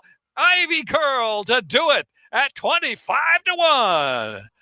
We'll see you in the Black-Eyed Susans. Oh, yeah. Anyway, We'll see you in the Black-Eyed Susans. Whoa. She was multiple lengths back from the We pack. just started out our pick 5 with a 12-1 and a 25-1. I'm dying. Come on, Graham, don't let us down. Oh, what happened there? Why didn't we have the double? Why didn't we bet an Holy exacta? Why did we do something else? Because the Stanley, why didn't we do it? Oh my God. This is the age-old problem, right? Of what to bet and when to bet it. And, We should have done it. Why shoulda, didn't we woulda, do coulda. it? Shoulda, woulda. It's so Yeah. easy to Shoulda, look coulda, back woulda. and say, man, an easy exacta. Oh. Oh man, pain and suffering, but amazing. Let's go. We're live in the pick 5. 5 with just some did this serious- in her last race at Parks. She was well back in the 25 slot to that 1. day, but I think saved ground and came through. I did a saver double last. Do you have this on the top? I had a 6-5 double from the last race, but only for $1. Let's see.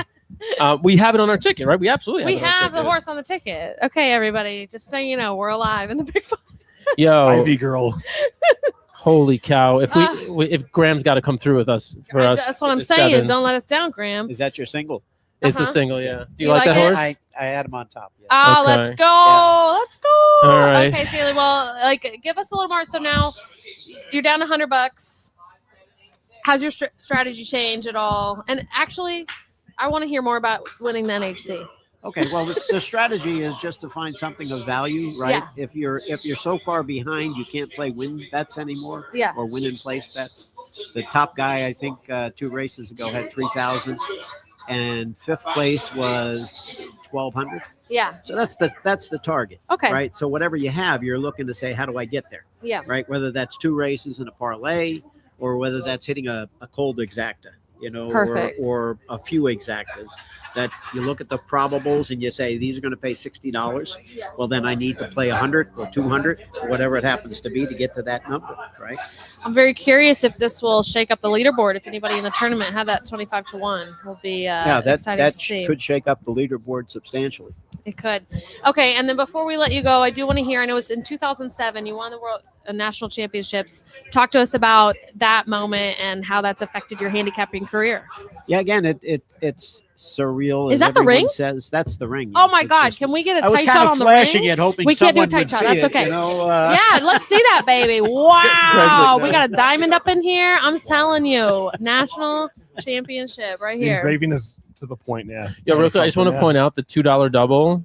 Yeah. paid $791. Oh my God. I bet it for $1 as a saver bet. So I'll take He's it. made $400. Yeah, I'll take that. Just as Go. so I'm almost Incredible. I've almost got half my money back. Guys, It's great. we got a serious start to the. Okay, but please, Yeah. please, back to Staley. Sorry, we got to get it together. It's okay. Yeah. Again, I qualified at Delaware. In the day, you could only qualify at the track. This is why I love coming to the track. My wife, right there, she likes looking at the horses. She had that 6 horse in the previous race and didn't bet it, so I yelled at her. Oh no! So the first day at the National Handicapping Championship, it was different back then. It was just 2 days, and there were like 240 people in the tournament. And Bill Moore was the GM at Delaware, and he had sent maybe 10 people there. And after the first day, I had $36, and he came over and rode me very hard. I thought I had the best team, and I thought you were going to lead this team, and blah, blah, blah. And Bill's a great guy. If you never met him, he was a wonderful man. He passed away a few years ago. So come the second day, and I hit a horse, McCann's Mojave, as I recall. And it was just a freak that sometimes he runs a big race, and he won at 20-1. And that put me in the hunt. I was in 4th place. The next race, I hit Debbie Ginsburg, and that was like a $20 horse. And then I was on top of the leaderboard, and I sweated out the last race. I hit a $4 place price, and then the last race came, and I played a 10-1 shot, and a 10-1 shot won, but it wasn't mine. So I'm sitting there thinking, scared. doing the math and saying this is an optional. How many people had it? Anybody have it? And I see ESPN come down there, and they're pitching right out of my aisle in the old race book. It's a good sign. And I said to them, well, I guess I won, huh? And they said, we can't tell you anything. I said, well, I guess I'm leaving then. And they said, oh, you can't leave. And then I said, well, I guess I won then. Oh man, they gave it away. I Yeah, love they that. gave it And away. let's see, so this was 19 years ago in 2007. What was the grand prize that year? Yeah, grand prize was $400,000. And That's a pretty it good was the haul. last year for teams. So eventually I gave the team trophy to them because we won the team trophy too. Oh, So it was a little change. It was like $4,000, $5,000 more to win the championship for that too. And Incredible. then they stopped teams. We're looking. I'm on the committee too for the NHC, and we're looking maybe to do something different to get everybody involved. So if you're having a bad day, then maybe your team's doing well, and maybe you could cheer for them, and different ways, avenues to keep people enticed and in the game. I love to hear that because I Right. do think one of the great things about horse racing and handicapping is the community, and going against your friends and seeing who's going to be the best for the day, or like you're saying, a team where you can all work together and try to be the best as a group. So that's really cool to hear. I'm excited to see what I'm happens. excited to see young people here Yeah. doing a report. I saw you guys at the NHC, Yeah. right? Uh-huh. Unfortunately, this is the first time in 18 years or 17 years I didn't make it. Oh no. Oh, Well, you should have popped on with us and co-hosted You the whole should thing. have. Then. We'll you have should you have said next something. year. I would have. Well, now we know. Now we know. We know. Seriously, I've seen you around at so many tournaments, Okay, so yeah. this is. But it's great. heartening Yeah. to see young people that are excited as I was. I started this stuff when I was probably 12, 13, Wow. something like that. My brother took me to Monmouth Park when I was 16 for my birthday, and there was a horse named Mary, and I said, I'm going to bet it 9-2. I'm going to bet it. My brother said, don't bet it. Bet the favorite. The favorite can't lose. My brother's very smart, 4 years older than me. And naturally, Mary wins and the favorite goes down. I tell the story now. He tells it differently. I tell him, I said, well, I learned early on, never bet the favorites and never listen to anybody else. And he said, I gave you that purposely so you would know and you would have. He wanted you to experience heartbreak. Oh, yeah, Bob. Yeah, that was all planned. Yeah, sure. Yeah. Seriously though, Tim, take that pen, give it to Stanley, have him write down his number. We'd love to have you on shows in the future. You've been, first of all, you've got like a warmth to you. You really do, and you've got a great and you've obviously brought us some good luck. But seriously, your insights as we do shows like this, would love to have you on in the future if you're open to it. Yeah, sounds good. All right, jot the number down. We won't share it with anybody. We promise. We won't promise. My legion of fans. Yeah. I mean, this is good. There's the legion. Yeah. Well, you've made a strong impression on us, and thank you. You got the whole thing recorded now. You could watch it. I love it. Thank you guys so much. Keep up the good best work. Supporter Thank over there. you. Thank you for joining us. You're Good luck in the tournament. Thank you. We'll Bye-bye. have to check the leaderboard at the end of the day, see if Stanley hops back up there. So We'll keep our fingers crossed for that. Jake, Jake's been waiting patiently here. Jake, are you ready for us?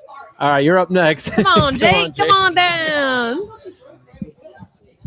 Oh, wait, he needs his notes. Oh. Although I don't know how you read those, Tim. I realized, like, looking over your shoulder, Tim is not a kid you could have cheated on, like, in high school. Not like, legible at all. Because his handwriting is just, is that why you did it? Because I can tell gotta you were write a good quickly student. and- Like, I yeah. can tell you were, and you didn't want people to look over your shoulder and cheat. And take your, because nobody can read that. Just you gotta write quick. Get everything that the teacher's saying, and that's how I handicap Thanks, too. Stan. Thank you. Thanks, Stanley. Hey, stay up late and get the picks done and see who's gonna win. And pick 25 to 1 shots. Yeah. Oh my God, guys. We're Sometimes we're okay. lucky, Jake, yeah. Jake Memolo here with Resident Racing. But Jake, before we hear about you, we got to tell you about us because we're having a good day here. It looked like it. We've started our pick 5 Like the hit. with 11 to 1 and a 25 to 1. Might be taking on the pool. Yeah. Well, so we're singled in this race, though. So who? We're singled to the favorite. Okay. So it's Okay. Graham. If it, first of all, he sat here and he's like, I think, my filly in the first race could have used the race. Like, it would have been nice to know that before, and that, but that was before the sequence. Nothing bad to say about this nothing horse. bad to He say really about this liked- horse. This one, he's like, I wouldn't talk you off the horse. I mean, look, on the sheets and on the PPs, it makes a lot of sense. I'd see the way to the single also. Woo! Okay. All Well, right. what are you betting this race? Or are you No, waiting for your race? I'm just enjoying the sights and scenes of Laurel Park today. It's beautiful out here. Dude, so I've seen you I think at every other track in North America, never at Laurel. Have you been here before? Is this a spot for you? First time visit for racing. I've been for training. Haven't been for racing before, so it's a delight. Isn't it Great nice? place, yeah. Right, the weather's cool. A lot of How character. nice are the people here? Unbelievable. Salt of the earth. Right? This place has been a treat to be at so far. I can't wait to be back in 4 weeks. It'll be a great you're day. here for Preak? God willing. I'll be here. Well, you're here today, obviously, for a horse in the big race, which is the Tessio. Tell us about the horse at Volendam. Volendam, yeah. Mike Maker's been high on this horse every step of the way. He's a big, beautiful son of Vekoma. Big stride on him. He trains on the dirt. Went to Turfway to debut up there. So he does trains, on the dirt every day. Works well on the dirt. Obviously it's a tough question to ask him. 6 furlongs to 1.1 miles, all weather, dirt. And you got to put some solid horses in here. So it's a tough race, but Mike's been happy with his 2 works since his debut, and we're hoping to see a good effort out of him. For people who are, a lot of people watching, they're kind of learning as they're watching, right? And we are too a lot of times. So this horse, as you mentioned, as one race, 6 furlongs, all weather surface, and now 1.1 miles on the dirt. So talk through, is it pedigree? Is it what maybe the team, the trainer might see in a horse that might say, okay, this horse actually as this next step could make this move, could do this? It's a great question. Mike's always been consistent in saying he's got such a big, beautiful stride. And when Irad got off him after his debut, he said he's going to do better going further. He's a big boy. Just the way he's made, he looks like a big 2-turn dirt horse. Okay. So we'll see if that's true. Yeah. You can only run so far on your looks. So hopefully it's the case. But everything that Mike has said, since he got him, has been leading us to 2 turns dirt. So we'll see what happens. So we're taking a swing, but taking a swing based on sort of the best opinion, the best visual and sort of feel opinion of a great jockey and obviously a great trainer who both think that this horse is meant to go longer. Absolutely. Yep. And, it was either this, we could have looked at the 1X that usually runs on Derby Day. His 2 works since the race were very good. Sheet numbers looked good in this race, albeit all weather to dirt. And why keep a horse in the barn for 2 more weeks when they're healthy and doing well? We can take a shot here. Probably similar looking races at the end of the day too. That Derby Day 1X always comes up very tough, as we all know. What kind of trip do you want Michael Sanchez to give him going this mountain 8th race? Well, I would expect us to be, forward, not necessarily on the lead, but he broke pretty well in his debut for a big horse out of the inside post. I would expect him to be, sitting probably second flight. I wouldn't expect him to make the pace, but I'd expect him to not be too far off. Okay. Team Resolute Racing. First of all, how is our Resolute family doing? We love Resolute family's great. Shout out John and Chelsea. I'm sure you're watching right now.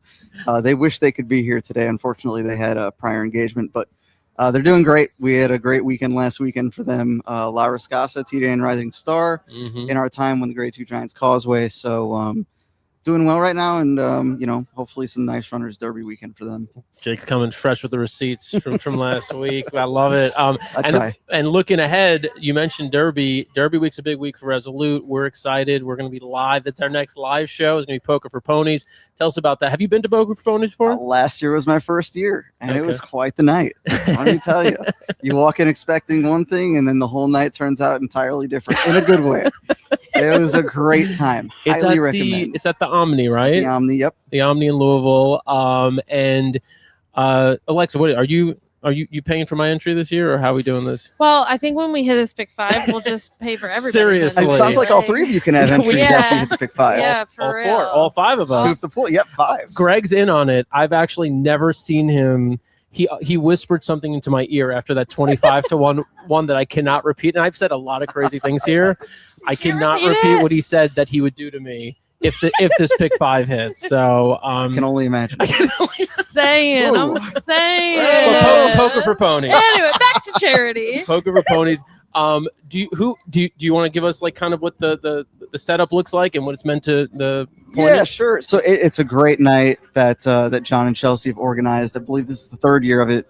All of the money goes to pre-approved, accredited equine thoroughbred retirement foundations, which is phenomenal. It's been a hot topic lately, and we're very happy to have it organized and push some money towards these organizations that do so much for the athletes that, let's face it, keep us employed. So we owe it all to the horses. So yeah, I mean, it's $1,000 buy-in per seat. They have spectator passes as well. So if you're not interested in playing, you can still come. That's good to know. I was going to ask you because I was wondering if you're not playing, can you still come and just attend the event? Absolutely. Yep. Yeah. Still attend. Spectator passes are $100. Food, beverage, you name it. There will be a lot of great people there, and expecting a good tournament just like last year. And the vibe's always good too. Thursday Derby week, everybody's excited. Come on down. Come to the Omni. Well, what better way to spend the night? I love it. It's a great way to kick off the weekend. Yep. As I understand it, like everyone that's playing gets assigned an aftercare organization, right? And yes. So they're playing to earn money. That is correct. You can go to pokerforponies.net, find out more information. I know. I'm trying to find the ticket link here so that I can put it on the screen. Here we go. Purchase tickets. Okay. Been doing a little jingle. You guys can do it too. It's like Poker for Ponies. Yes. It's like, just like the live stream back in February. Yeah. So, just getting people excited. He's just a singer. Look, if you show up, maybe I'll do some karaoke, a song of your choice if you want. Aerosmith's a specialty. So okay, I would like you to sing now that I can put maybe there this could be on a foot race. I could organize a foot race. Myself versus John. Might be good for charity. I don't know if he's agreed to that. QR code top corner. Jake's going to sing the commercial while everyone watching scans. That's absolutely correct. Right now. I'll be there. Oh, yeah. Poker for Ponies. That's enough. I don't want to give it all away. Perfect. Yeah. You got a 10 for the rest. So, absolutely. So, yeah, scan the QR code in the top corner. We'll be there broadcasting again. It's going to be a great time. I can't wait. I think it's exciting. Like, it's, again, like so fun to see all the different ways that horse racing brings people together. And I need to learn poker before then. YouTube. Great tool. We need a great tool. Team poker night. That's what I'm thinking. So we can. Could be the way to go. I know. It's been a lot of time Maybe you guys, casinos, but no if poker. you guys hit that pick 5, I don't know if there's a casino around here somewhere. We'll be at the poker. Oh, there is. Maryland Live.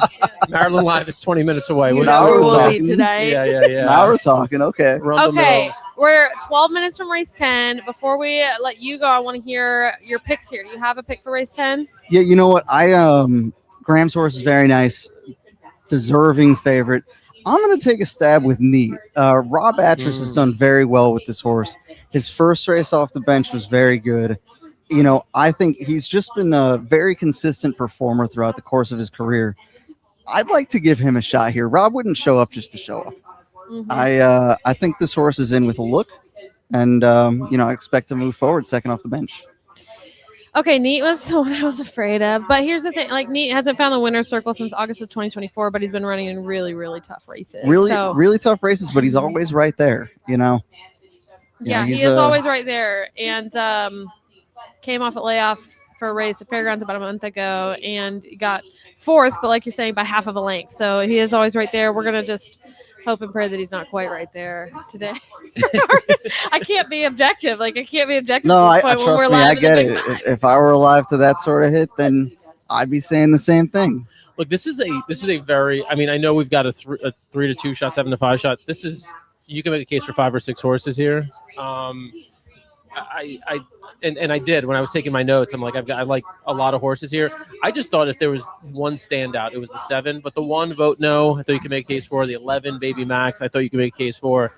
The 5 as well. It's a nice horse. I think the 5 is flying under the radar there at 9 to 1. I know It's that horsepower. the last is around the synthetic. Yep. But even going back last season, did well in the 2-turn turf race there, won 3rd. So that was in the stake as well. So I'm really impressed that horsepower has been so consistent on the synthetic. I think That's he can John, step up on the turf here. That's DJ. That's Johnny. Johnny boy. Johnny boy. Johnny boy. Johnny boy. I'm scared of Johnny. I know. I'm scared of everybody at this I'm point. scared of you, Johnny. You're scared of clouds with the single. Who is that? You could be scared of clouds if you had a single. Exactly.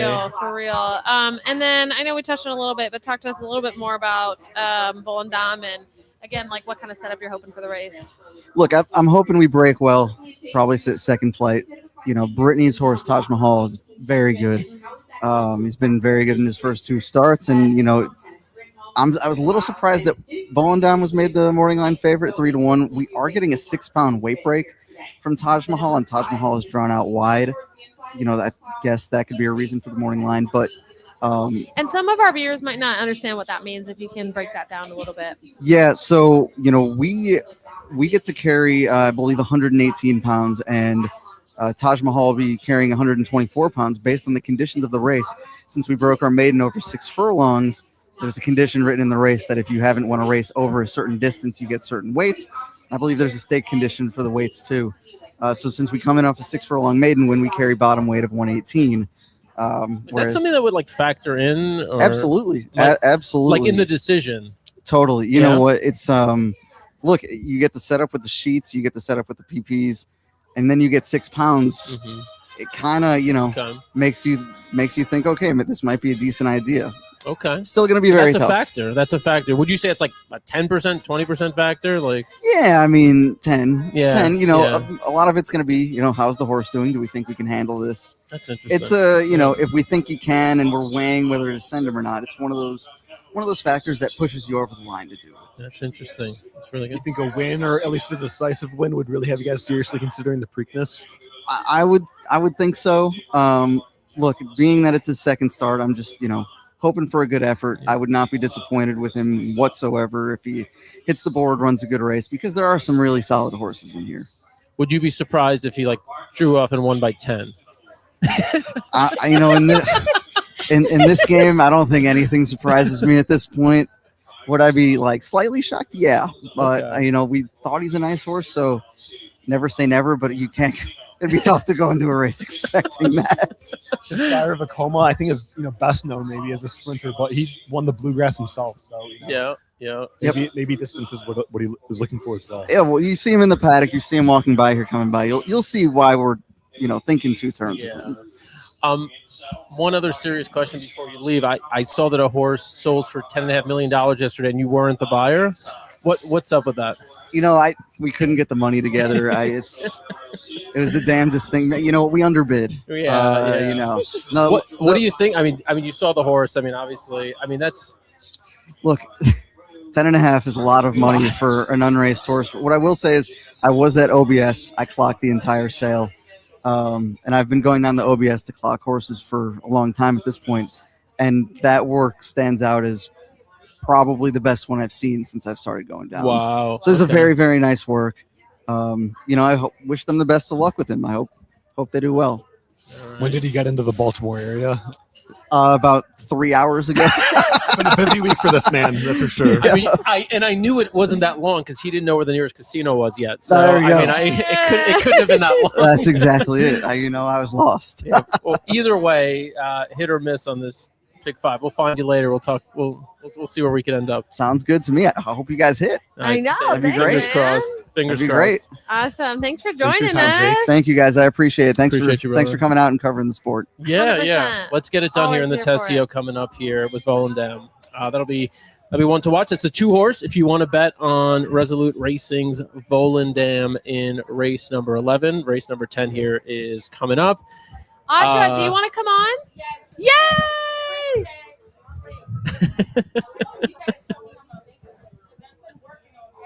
You look fantastic.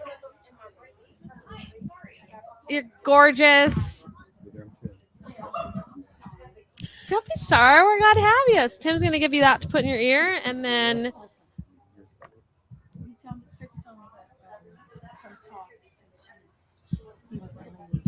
Okay.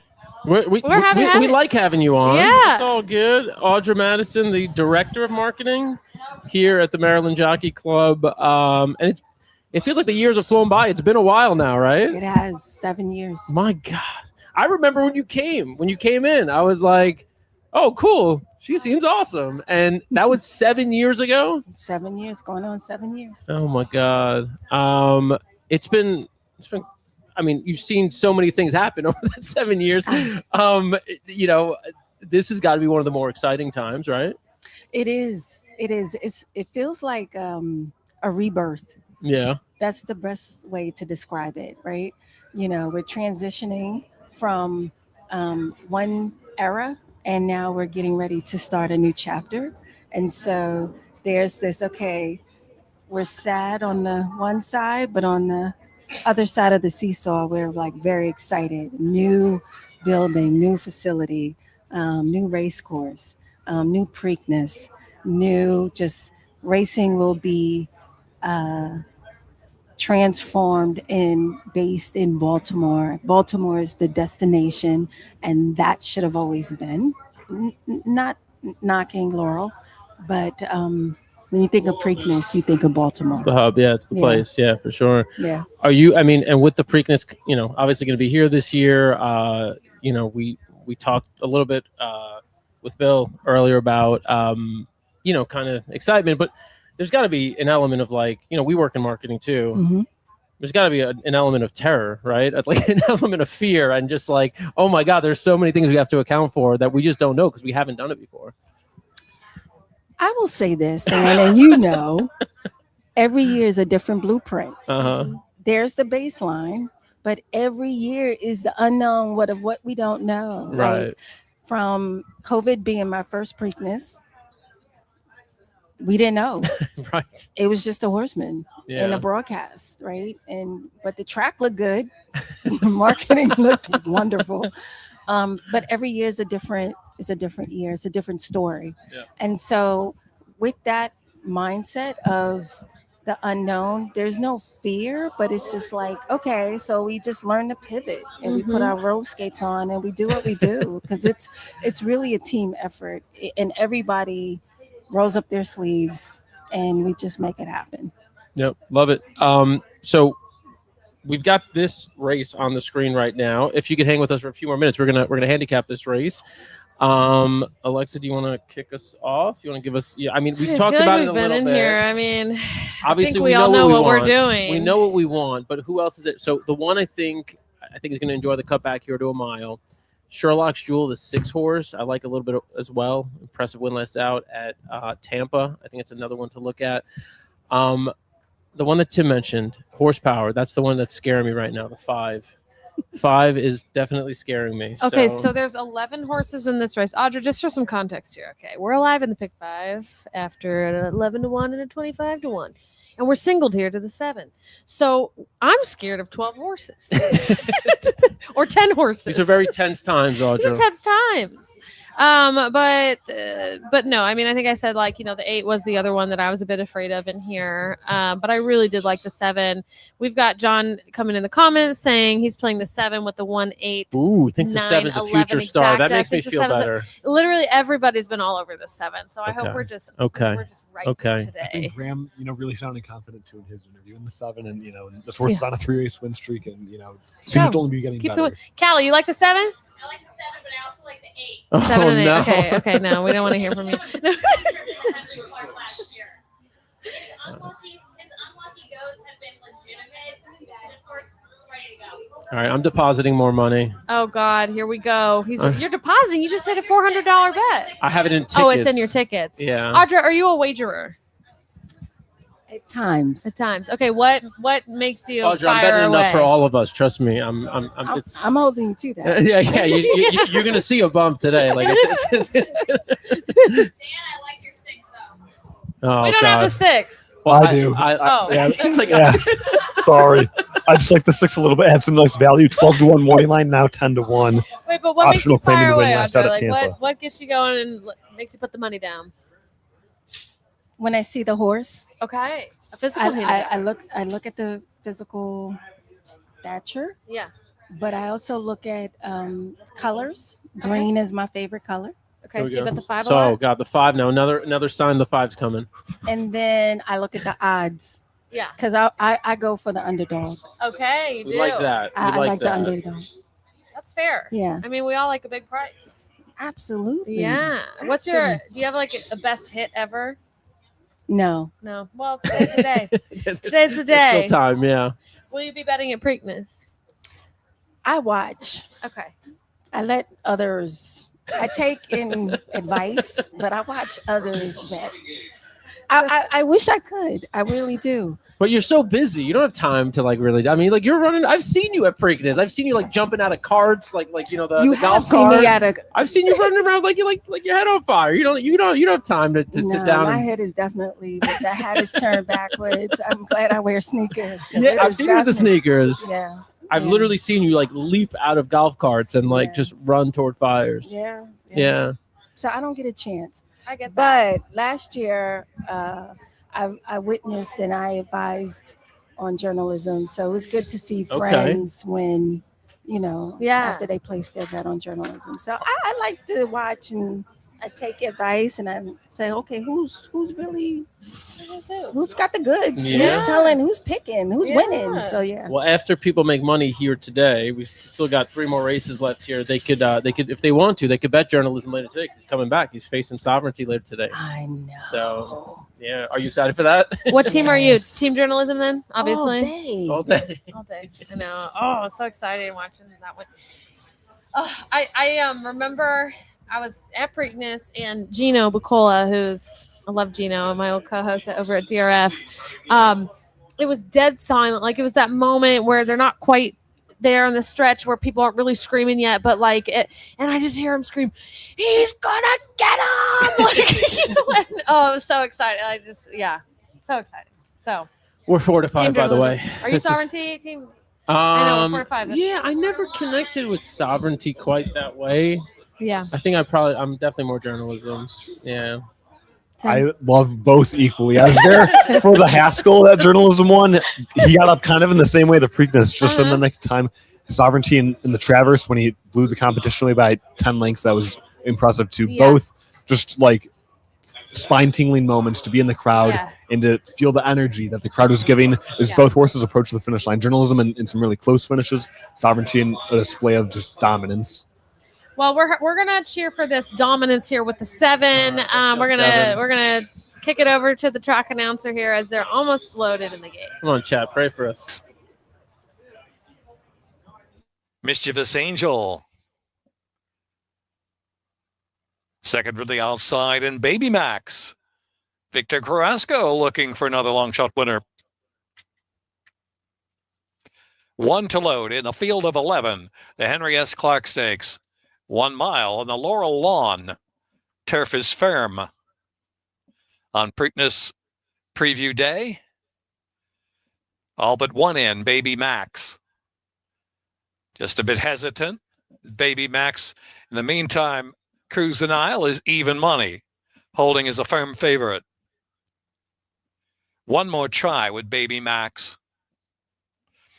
Others standing well. Open the front of the gate there for Baby Max. No issues, going right in. Lined up. And they're off into Henry S. Clark Stakes. Bartlett going to flash that speed, and Bartlett is in front. And a gang of four chasing on. Mischievous Angel on the outside, stokes up some pace as well into the turn. Oh, King Size had to steady there as they move around the turn. A little wide out in the turn was Neat, who's at the back of the pack. Some issues there. Around that turn, and it's Bartlett leading the way. A length and a quarter in front from Mischievous Angel second. The Gray Horsepower's in third. Another 2 lengths back. And King Size is tracking in the clear from fourth. Hold out and a firm hold there in fifth position. Only a half dozen lengths from the speed.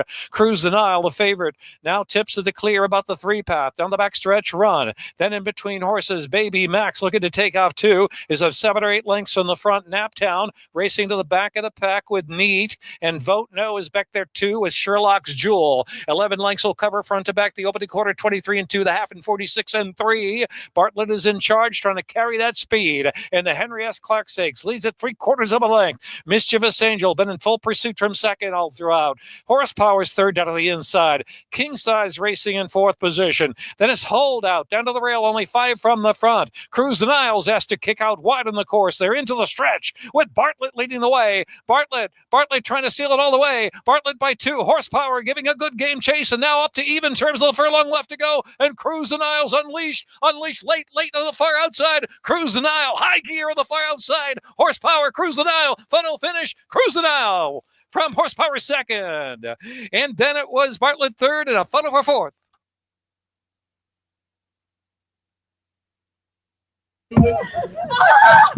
They pleaded. The agony! The absolute pure agony!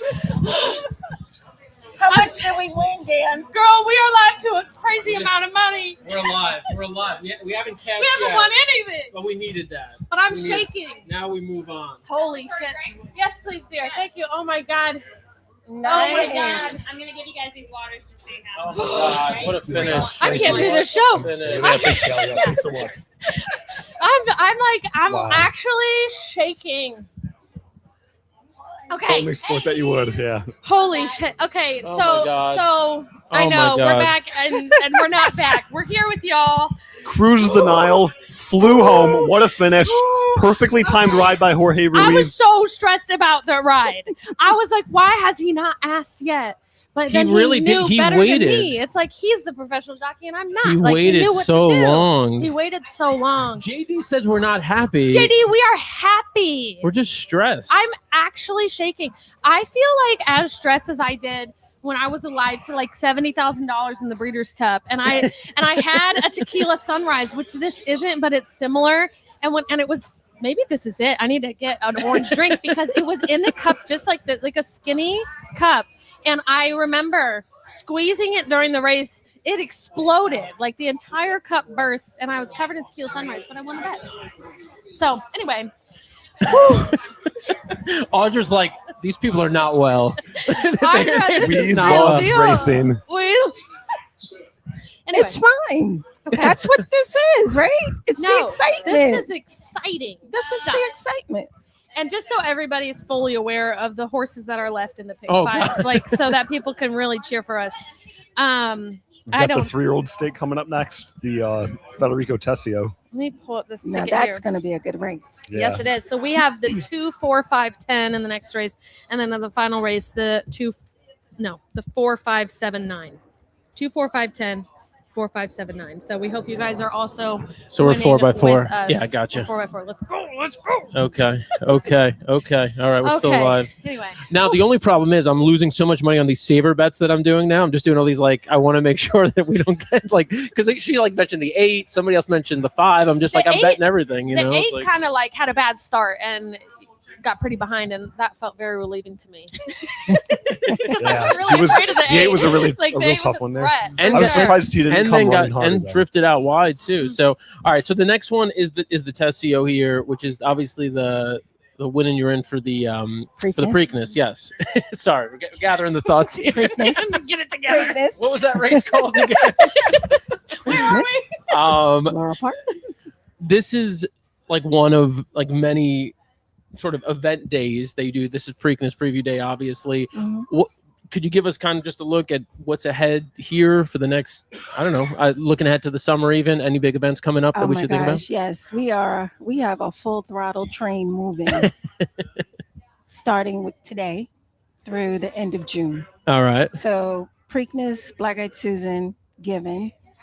Immediately after that, starting in June, we have the Belmont Watch Party. Wait, let's go back. We have Kentucky Derby Watch You have Party Kentucky here. Derby. So we have the Derby Watch Party here. We have Preakness, Black Eyed Susan. Going into June, we have the Belmont Watch Party.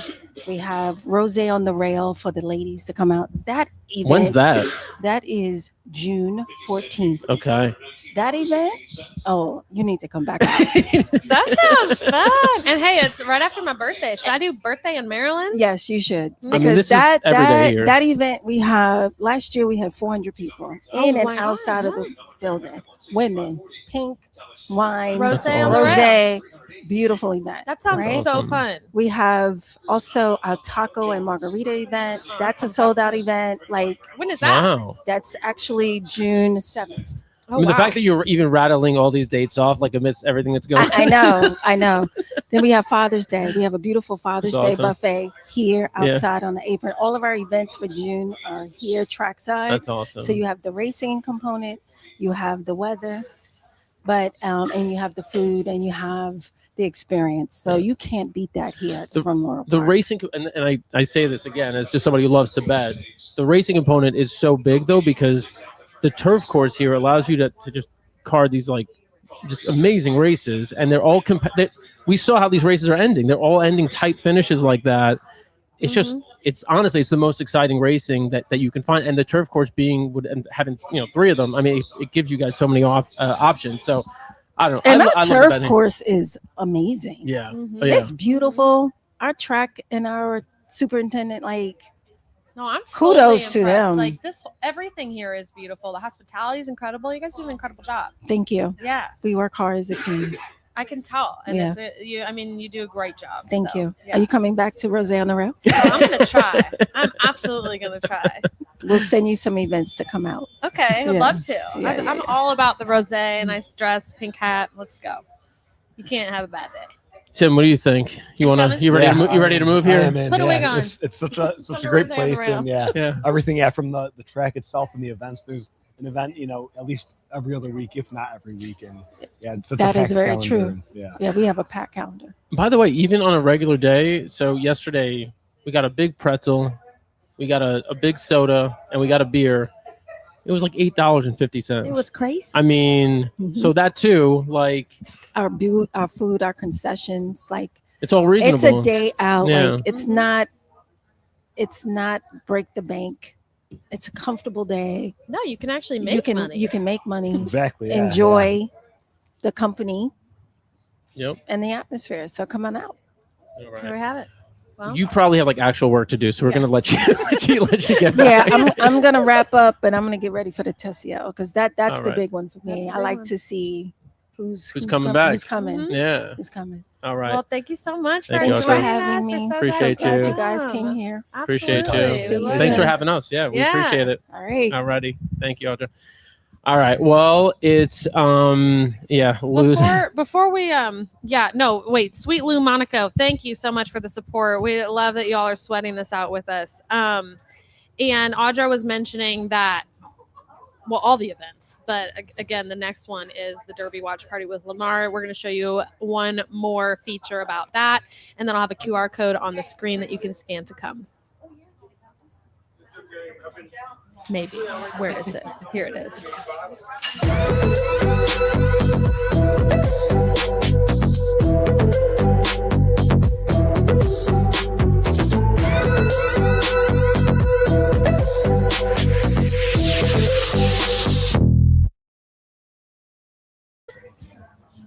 That's sick. So how was that? So Tim's telling us that he interviewed Lamar. I want to hear about it. And the QR code in the top corner there to scan to get your ticket. Yeah, that's right. So I've reported on the Green Bay Packers training camp before, and the tradition that they do is they'll train with the other team. Sometimes they'll play in the preseason. They'll choose a team to play with, and basically they had a joint practice with the Ravens. And we got Lamar walking back after the practice, just on the sidewalk. Talk a little bit about the game that upcoming weekend and the tradition that the Green Bay Packers have of riding bicycles to training camp. They'll ride kids' bikes, and the kids from the neighborhood just line up and give the players bikes. Yeah, that's it's a really wild. neat tradition. Yeah. Wow. Look who it is on the right side of the screen. Our old friend Graham Motion, who, if you were watching a little while ago, was equally high on his horse winning that race. So he ended up on the right side of the photo finish. Yes, so thank God. I currently posted for people to tune in and sweat this out with us. Yeah, I just posted it We're too. alive and pick five. Tim, hit the retweets. You have a lot of retweets. We gotta All right. These guys are getting me into the social media game. Yeah, I got off it. right. So- oh, cool. How come it says you reposted the stream? What did you do from there? How come it showed up there like that? I don't know, but here. That's interesting. Woo, look at that. Look at that. All right, folks. If you're in the stream, repost the stream. Repost it in X, and then we can put you on the screen. That's cool. Okay, so I think what was the plan with Jaime, by the way?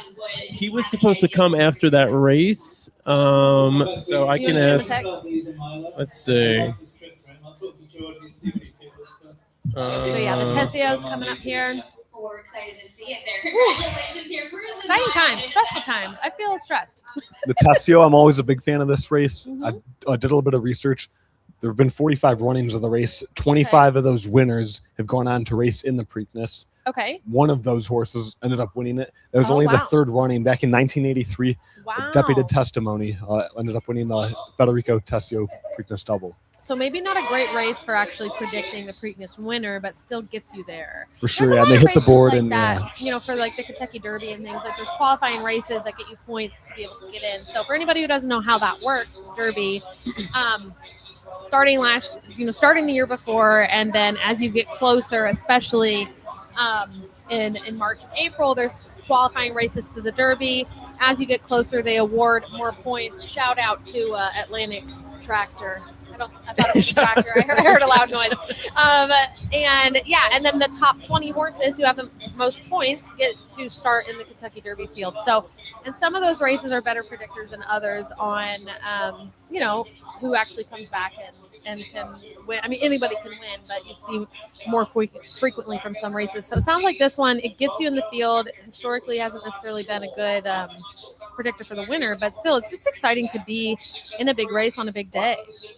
Last year, Pay Billy won the race. He went on to run in the Preakness. Mm-hmm. And other recent winners in like in 2023, a couple other recent years as well. And also the Weber City Miss as well, that Philly race they went a couple races back. That is the winning you're in for the Black Eyed Susans. And Lights of Medina back in 2017, she had a runner-up finish in the Black Eyed Susans. So that's a newer stake race that hasn't necessarily secured as many winners or any winners yet in the maiden feature, but still an important prop. Yeah. This was a heck of a finish. This was unbelievable. So Jaime Torres is apparently, hopefully, on the way soon. Beautiful. In the meantime, since we're going to talk to him about a lot of different things, maybe we should just jump into the Tessio. So your favorite co-favorites now are the 2 and the 10, Volendam and Taj Mahal. We have both of those horses on our ticket. Taj Mahal undefeated in 2 starts. First one, he came from off the pace in a 6-furlong sprint. Next, he wired the field in a mile in the mud. Both here at Laurel, so he's got that home field advantage. The 2 is the Volendam. That's the one we just spoke about with Jake. With Resolute. Dan, you put that one on the ticket. What do you think about it? I mean, it's kind of a wild card, right? With just a horse. You got to. I mean, I thought you got to use. I mean, if they've made the decision to send the horse here with some plan. I mean, look, it might just be an experiment. I think Jake was kind of hinting at that. Like, this could be an experiment, right? If he finishes second or third, great. We'll take that. Yeah. We'll make a decision what race we go to after that. So after hearing Jake, I'm a little less confident in the 2, probably a little bit. The 10 to me. kind of if you remove the two from the mix, seemed like a standout.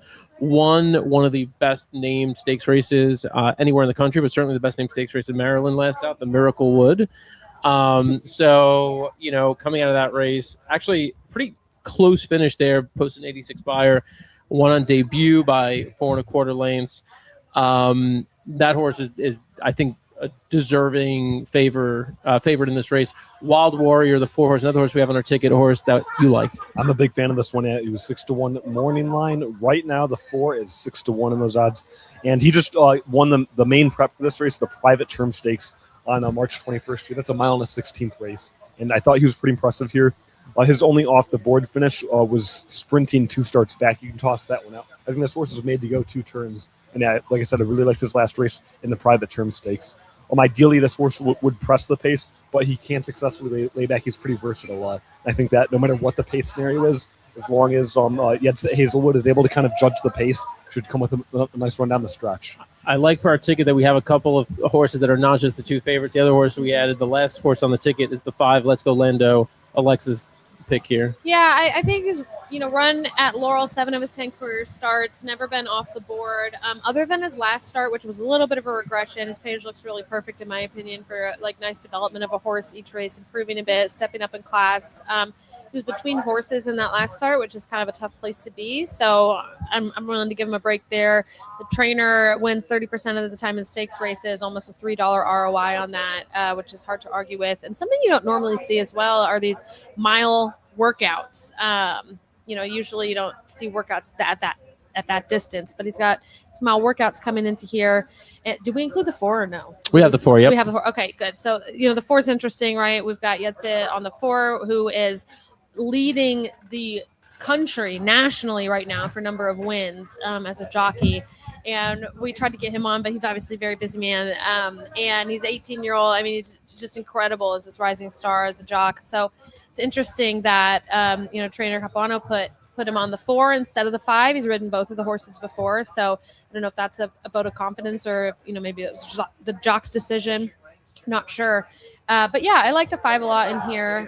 Journeyman Paco Lopez is on the 5 too, so I think that is also kind of a vote of confidence there from Capuano and his other runner too. Absolutely. Has a sneaky look. The 6 Close the Gate is interesting too. Finishes 3rd in that Miracle Wood behind Let's Go Lando and Taj Mahal. Came back, ran a decent race. So there are 2 races over and off track. So I mean, if the horse has improved, maybe he can take another step forward over a fast track. A consistent horse. He just needs to step up, and so that's and this is a hard spot to ask that. I think my slight concern on the 5 is maybe is he better at 1 turn than 2 turns? He faltered a little bit when he was 3rd last out in that 2-turn stake in the Private Terms. I did include him as one of the top 4 choices for me personally, but that's just one concern that I think he's going to have to answer that question in this race. Yeah, if there happens to be, it doesn't seem like there's going to be like a pace meltdown or anything like that, but if there happens to be a big, we're waiting for Jaime, so hopefully if he shows up, we'll get him on. So, and if you like the 5, I think you also have to slightly like the 9 as well. They've raced against each other a lot and have been close in their finishes. Currently, the 9 is 22-1, so I love that value there. And he hasn't been out of the money since breaking his bait in 5 races back. He was just short of getting past Wildwood Warrior in the Private Terms last out. So he finished ahead of Let's Go Lando last out in the Private Terms. That was back on March 21st. And, Code of Silence, the number 9 horse, he's just a consistent closer, even when the pace is lacking. I think he's always able to kind of come with that run, even if maybe that first opening quarter is, 24 seconds, 25 seconds, and the half is maybe 49 seconds. He's still able to come closing. So I think the 9 is a little bit dangerous in this race. Yeah, I mean, at this point, we're just kind of trying to think of who are the horses that could pop up and surprise us. One of the other, obviously the 3 30-1, one of the longest shots on the board. Just kind of a curious play. Bill Morey shipping this horse in with Vincent Chemino riding, who's I think mostly Kentucky based right now. So he comes in for this, a horse that just won an allowance race last out over the all weather. 2, I mean, at last race, I guess, second time Lasix, but I don't know. I mean, the horse took a massive step forward. I don't know what happened in that race where the horse took the big step forward. Could the horse take another step forward? The horse 30-1. So I mean, sure. And that's the thing about horses. and we don't have all the insights that the trainer has or the jockeys have and the owners have, where we have to guess. Like, we look at these PPs, we got our DRF PPs here, and we're trying to create the with security. Figure out. He's an important man. We're trying to build the story and fill in the blanks that we don't have. But at the end of the day, like, these are animals, and they're all developing for different times and reasons. And so that's why you see 25 to 1s pop up and win. Thank God you're here today, Tim. We're trying, man. We're trying to find those horses for you all out there and make a little bit of money for everyone. So yeah, we'll see what happens. This race, a lot of horses have questions to answer here, and a winner who's decisive enough could go on to the Preakness with a legitimate chance, maybe being an 8 to 1 or 12 to 1 shot, depending on how those horses come out of the Derby. Absolutely. Yeah, and that's the thing too, is like, how many horses come back from the Derby? Well, we have a potential Triple Crown horse. How's it going? Good to see you, man. Hi, how's it going? All right. Well, speaking of the Kentucky Derby, Speaking of, Jaime Torres, who's in for 4 of the 5 stakes races today. This is his 1 stakes race off, and he's sticking around to ride the last race as well. We have been talking about a number of different things, Derby and Preakness. You have a connection to this year's Derby, and you have a good history with the Preakness too. Let's start with the Derby. You're going to be riding Incredibolt. What level of excitement are you feeling at this moment? I have no way to explain it. It's been crazy. Yeah, I feel very blessed, very lucky to have the opportunity to ride that kind of race, and man, I'm just very excited. Yep. What in terms of obviously you were with the horse in it was Virginia, right? I mean, when you win the the Virginia Derby, sets you up for the Kentucky Derby. Are you sleeping at night, thinking every night since then, thinking about it, or how did that impact you since you knew, hey, I'm headed to the Derby now? Yeah, no, I can go to sleep. Yeah, I just try to live day by day. Anything can happen. The horse can get sick or anything. And try to not get my hopes too high. But I mean, yeah, just thinking about and talking about that with my family. It's there is so many people that haven't had the opportunity just to think about, man, I have a horse in the Derby, and I had that opportunity in so short in my career, man. I give all the glory to the Lord. This is, you've had success in the Triple Crown yourself. Your trainer, though, Riley Mott for Incredibolt. This is his first Triple Crown race ever. What do you think that's going to be like for you? You're newer to the Triple Crown, and for him making his first ever appearance in a Triple Crown race with a horse of his own. It's a dream come true. It's a dream come true. I told my girlfriend, she used to gallow horses for Bill Mott, and I mean, I seen Riley Mott when he started his career, and I talked to my girlfriend before I even talked to him. Didn't see him, didn't have a conversation with Riley Mott, and I told my girlfriend, I want to ride for him. I think if there is a trainer that I want to ride at first go, is Riley Mott, and I'm gonna win the Derby for him. I told her, and to have the opportunity to ride for I know it sounds like that can be real, but it is, and it's crazy. It's crazy. I can't believe it. I'm very, very proud of him. He's doing amazing with his whole team. They are just great people. They leave everything in the track. They don't. They try everything. They do great with their horses. It's well, you should be proud, and it's interesting because we're blessed to be able to talk to so many champions and people here on these shows. And some a consistent storyline I hear is that kind of manifesting.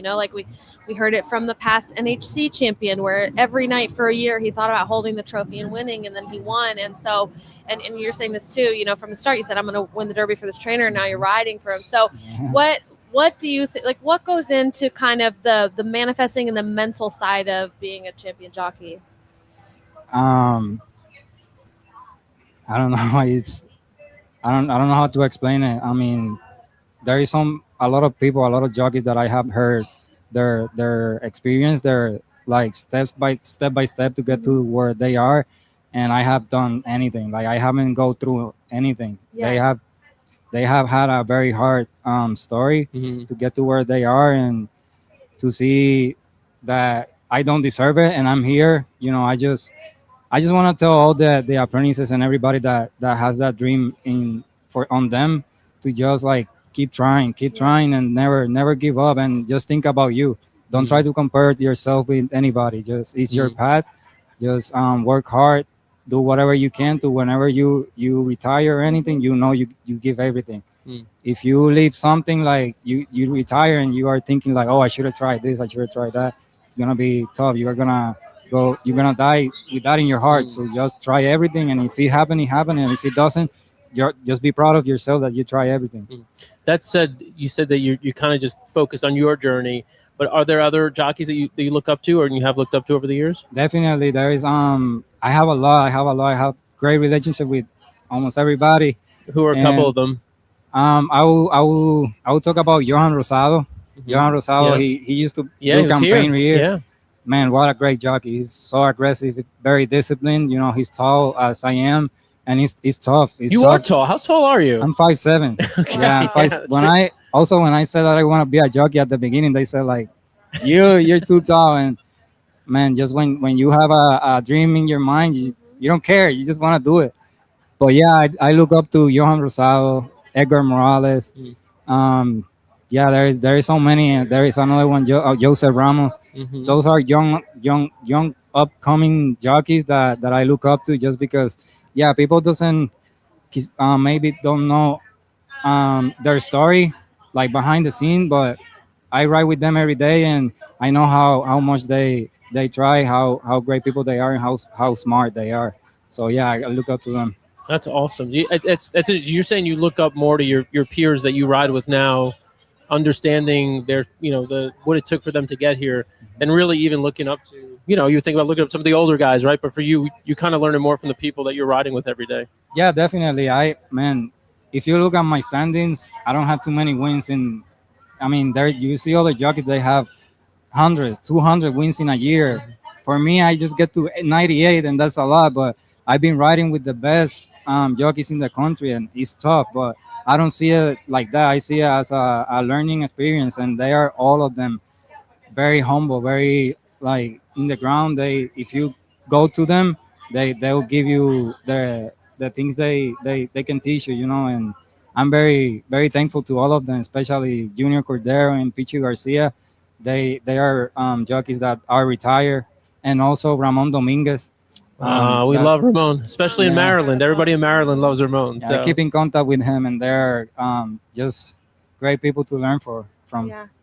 So it's interesting because you're competing against each other, but it sounds like there's a real like camaraderie and mentorship mentality between everybody. Definitely, yeah.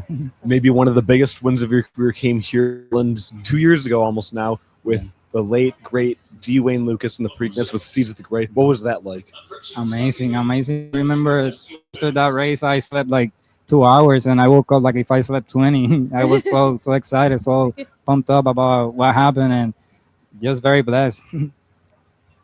Yeah, I can't imagine winning. I remember seeing you after that win. You were like I think your parents were there, right? Yeah, they were. That had to be extra special with them there. Definitely. My grandpa, he has cancer, and I just wanted to when I was as an exercise rider, I was losing weight, and it was too tough to make the way as an apprentice, that I thought I wasn't gonna make it.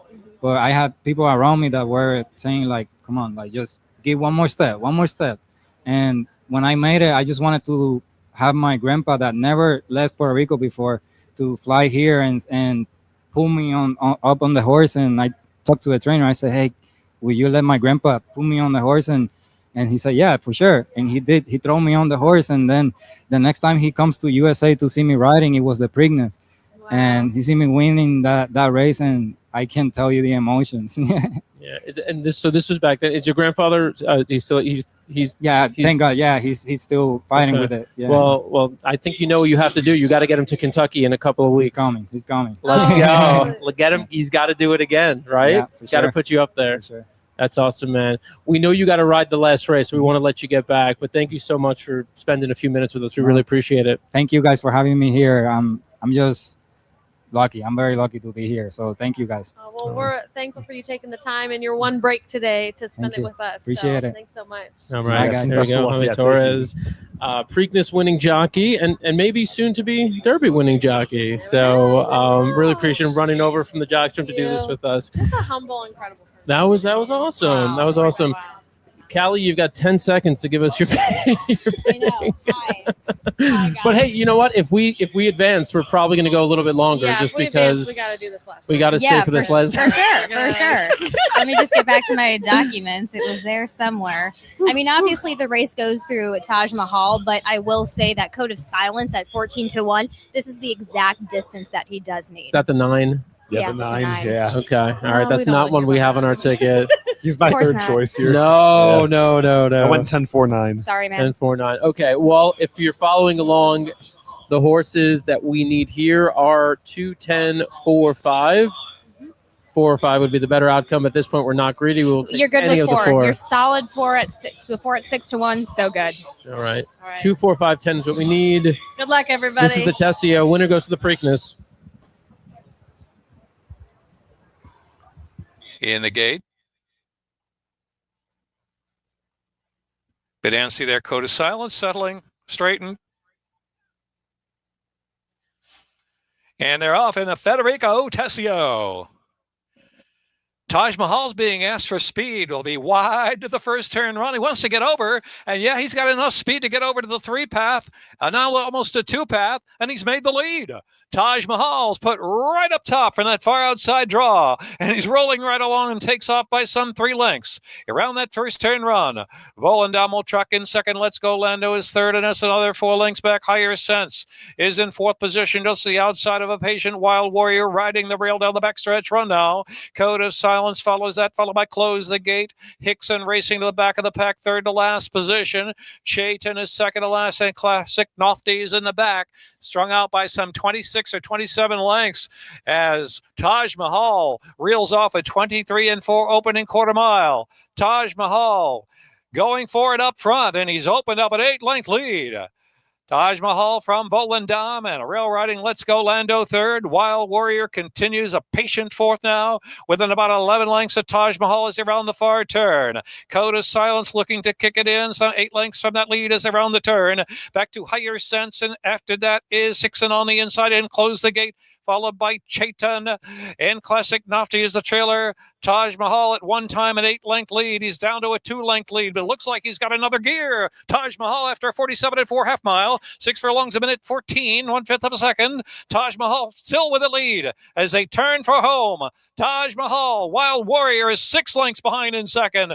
Volentime trying to reach and shifting in just a tad. Let's Go Lando down to the inside. A fully driven Taj Mahal. He poured it on from the start, and they're just not going to catch him in the Federico Tessio Stakes. Taj Mahal rolling home, and Sheldon Russell posing for the picture to win by some 7. Wild Warrior was second. Let's Go Lando and Volendam.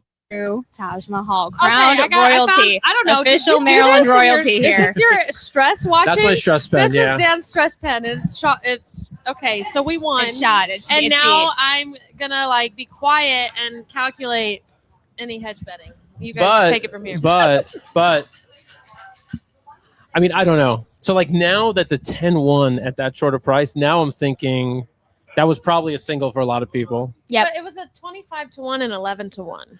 I know. We'll we're see. gonna Callie, do you know how much money was in the pick 5 pool? Oh man, I had to do the. Okay. I was on the show. Yeah. I was on the show when that happened, so I missed it. Okay. All right, we're gonna stick around for a few more minutes. We'll see you at the casino, bro. Let me see. All right. So, Callie, you were really excited when Taj Mahal just won. Talk to us. That was your pick? So I was, it was he was my top pick, and the reason I picked him is because he had such a change up from his first to second run, stretching out. He went to the lead like he did last time, and he had a horse. The Gary Capilano horse last time out was neck and neck with him, and Taj Mahal just put him away. So I was worried when we got to the top of the second turn, and I said, he may have clocked out. But as soon as horses came up to him, they got within two lengths of him, and that horse woke right up and he had a second gear. So that's as soon as I saw that, I said, okay, hey, we're okay, we're in good position. It was interesting because I think just because of how far ahead he was, you were like, this horse is going too fast. But then you looked at the fractions and you're like, well, it wasn't crazy. It wasn't running a 22 flat. If you looked at Sheldon's position on the backside, yes, he was well within his hand, but he wasn't water skiing. There was no crazy action that was going on. Water skiing. I like that. I hadn't heard that. Yeah, by no signal to me was I saying that, hey, Sheldon's looking worried, just because I know that I see this guy ride every day. So with the way I saw him, I was watching him.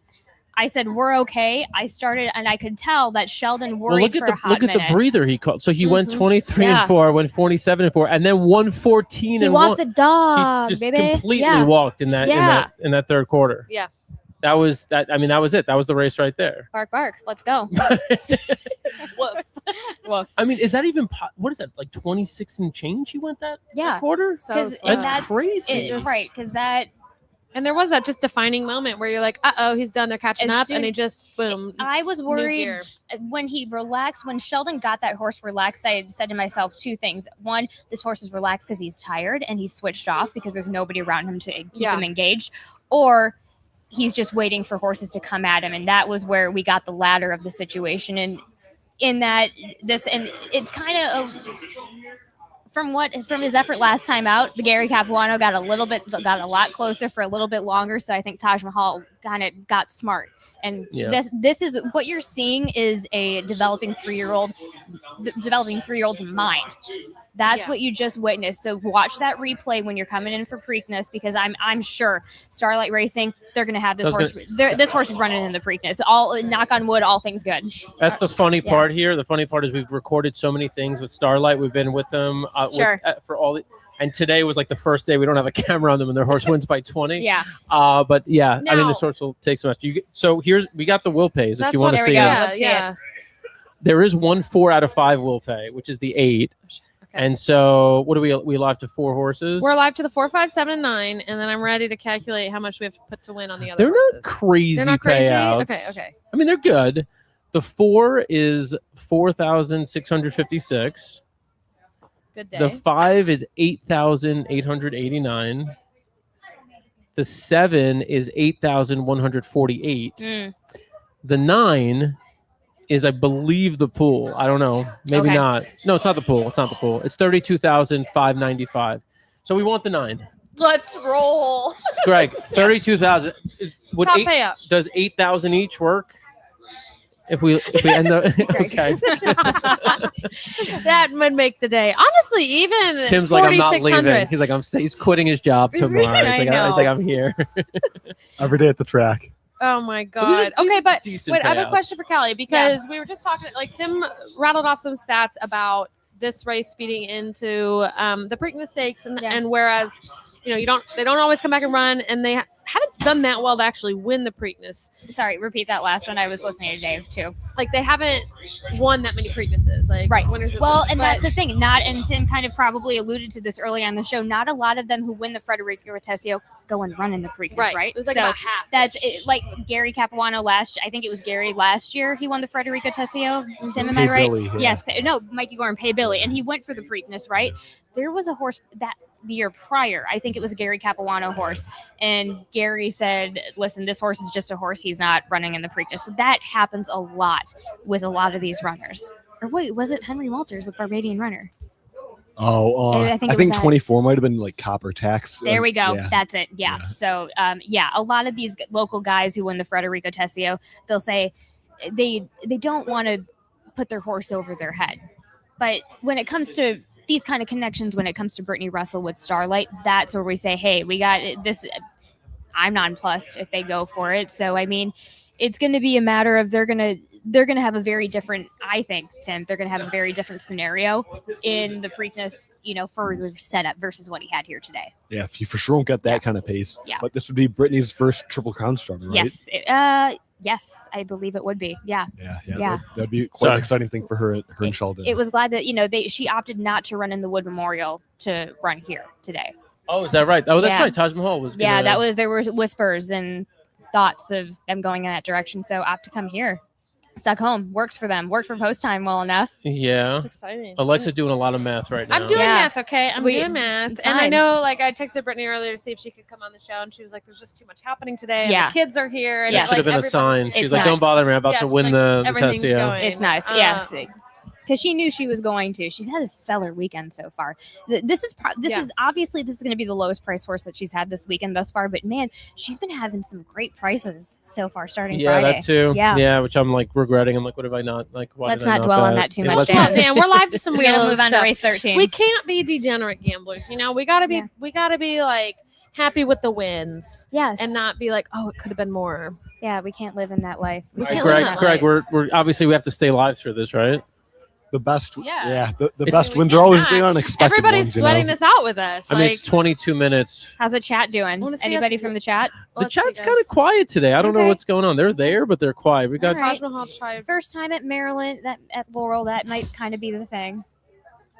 I Yeah, think no, that's why this the is chat's really quiet. Cool, though. I don't know. I mean, Yeah, what's the vibe? How's it been throughout the day for you guys? I had a lovely time. Oh, sorry. I You're was fine. just, You're fine. Doing What were all you the saying? things. A lot of fans here Yeah. at the track have I been agree. I excited mean- to talk to us, for walking around or hanging out by the rail here. Yeah. So yeah, it's been Did you get any more walking in? And did you get any more spectators walking in, unbeknownst to them what they were walking into? Just the one. a couple. no, yeah, Where's just the that guy? one Do guy. you have the photo that guy gave you in I signed? do. Because let's That's show that perfect. off. here. Yeah, That's this is totally really perfect. incredible. Yeah. This guy's just So- walking around with like a binder of these. Yeah, I don't know how well we can see, but Songbird. Okay, we We'll get a Wait, closer what shot is on this, that? but Songbird, one of the greatest fillies probably of all time.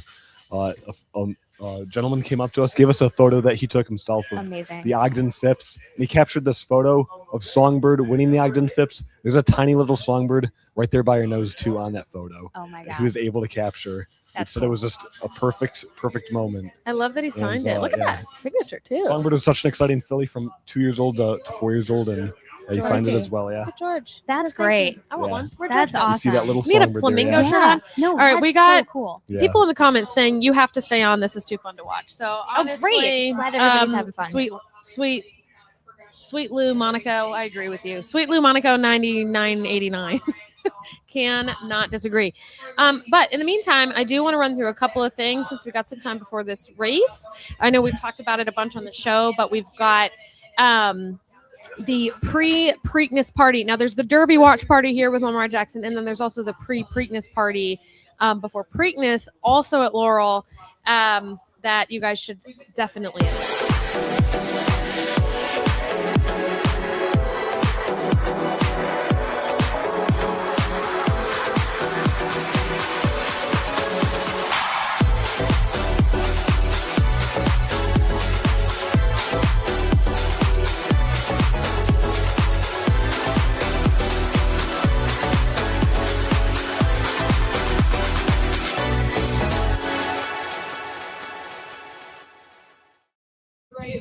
All right, now Kelly, what was it that you were saying? I was gonna say, I think the Preakness pre-party is a now just tradition. You've done a great job in ingraining this as a Preakness tradition, and I think if you're going to be in town, try and get in town earlier and to get into that pre-Preakness party. Well, now that it's Thursday, I mean, there's really no Yeah, excuse. no. Just lock in, show Zero. up. QR code in the corner to get your tickets. Sophia Rondo says, "Am I late?" Sophia, you're never too late. There's always another race to bet. So we're Oh, yeah. here. Love We're that, glad you're yeah. here. Last race- Never. Did you too handicap this race? or I no? did. I did. Okay, Yeah. Kelly's going to give you the. I knew I was going going to to be on with here. you guys probably. I had a feeling that we were going to get to the last race here on the show. Yeah, I had a feeling we were going to go over. Tends to happen. There's good news, I will say, for our pick 5 ticket where we're hoping for a long shot. I want the 9 to. If the 9 wins, we win $32,000. I got a great Twitter tip on the 9. Okay. Should I break? Do you want me to bring that up? Sure. I just want to say one thing. The thing Say that makes it unlikely that anything other than the favorite's going to win, which we'll still hit with, we'll hit like Right. 4,000. Great. Is that I found a ticket in my pocket. Uh-oh. It's a pick 4 ticket where I'm alive to all in this leg. And What so are those obviously, Yeah. like the cheapest is like I think 400. So it's obviously going to be the cheapest payout. Okay. Which is So a horse, nobody's losing money but that's today. the one that we have on our pick 5, which is like 4,000 and change. So Right. So we don't need to hedge. See, so if you want to know what hedge betting is, basically it's when you're in a position to win and you have enough of the field covered. Like right now we have the 4, 5, 7, and 9. So we've got basically all the low odds horses. Yeah, but look at talk through the payouts. Oh, right. So the 4 pays us a little over $4,600. The 5 pays us almost $9,000. The 7 pays us $8,000, and the 9 pays us $32,500. So this is great. Now, when I like a full arbitrage situation, which is what we have here, my friends, where we could bet every other horse in the race to make sure we do not lose. There's too many horses we don't have to actually bet them all to win a significant amount of money, but you could recover your wager. Like we spent $256 on the ticket, so we could put 10 or $20 to win on all the other horses to make sure that we break even or win big. You cut into your earnings a little bit when you do that because you're putting a little more money on the other horses. But personally, I like doing it. I've had it happen where I'm like, okay, I'm alive to $10,000. There's one horse who can beat me in a tournament. It's 20-1. I put $500 to win on the horse. I was leaving with $9,500 profit. That's a good feeling. Regardless, no matter what. And you know what? That 21 ran second by a nose. Wow. So I felt good about that. Well, I mean, look, here's the opposite. So I did at Keeneland last week. Yeah. And I ended up hitting a nice pick. I think it was a pick 4, pick 5. I showed you the ticket. I don't remember what it was. It was a pick 4, pick 5. It was like a couple $1,000. It was nice. I was like, all right, this is great. But I was alive to a couple of horses. Yeah. I think on the low end, 1,500, high end, like 5,000. Yeah. And I ended up hedging. So I spent it wasn't much. I hedged for another $150. And when I hit, I was like, why'd I just throw away this $150? Well, here's what I agree. I mean, yeah, you can't think about it. Horse racing is so hard. And when you're live to these big amounts, I personally think it makes sense. A lot of people don't, but I do. But what I think we should do is just consider your pick 4 ticket a hedge. What she's saying is the ticket that I played on my own is now everyone's ticket. It's now everyone's hedge bet. I said if we lose and I'm gonna hit, you will at least get your investment back, if not a little extra. But hopefully, if we lose on our ticket, we lose with the most expensive payout, which is the 8, which I think is like $10,000. Okay, let's actually dive into this race and look at the 9, because the 9 is who we're live to a little over $32,000. So oh my God, it was my second pick. Do you want the Twitter stat? Yes. Yeah. Per John Green, handle at GREENE0123. Interesting stat for Saturday's last race. Ballykeefe gets first-time Lasix. Both his full brother and his full sister won first-time Lasix. That's the stat. And I think it's a pretty good. That's not our John Green, is it? I don't know. He's also. Can I see it? Yeah. That's not. I don't think that's our John Green's handle, is it? No, it's different John Green. Different John Green. Hey. That's a good stat. I think it's a great stat. John Green, if you're listening in, thank you. Thanks, John. Not the ABR John Green, but Twitter John Green. But thanks to that John Green too. I mean, yeah, I am a fan. I agree. First time Lasix is always an interesting, good stat. Let's see. I love the He's 10. been off since October, so that's a little bit, you never know, off a layoff. But this trainer doesn't have a ton of stats coming off of a layoff. I always give Kevin Boniface a run before I give him one run because they're coming. So Kevin Boniface, the trainer, he's a big family in Maryland, but they have their own farm, Bonita Farm, with their own training track, along with their own turf training track as well. So this horse has been doing some breezes, but again, because it's a farm and it's a farm track and it's a private track, it's a different private track than a Georgie Duarte private track, where Georgie Duarte has multiple horses going out in one set. So there's a little bit of that edge. Typically it's Kevin and Chris going out on, and maybe one other going out on a set or two. The horses are spaced very long, very away from each other.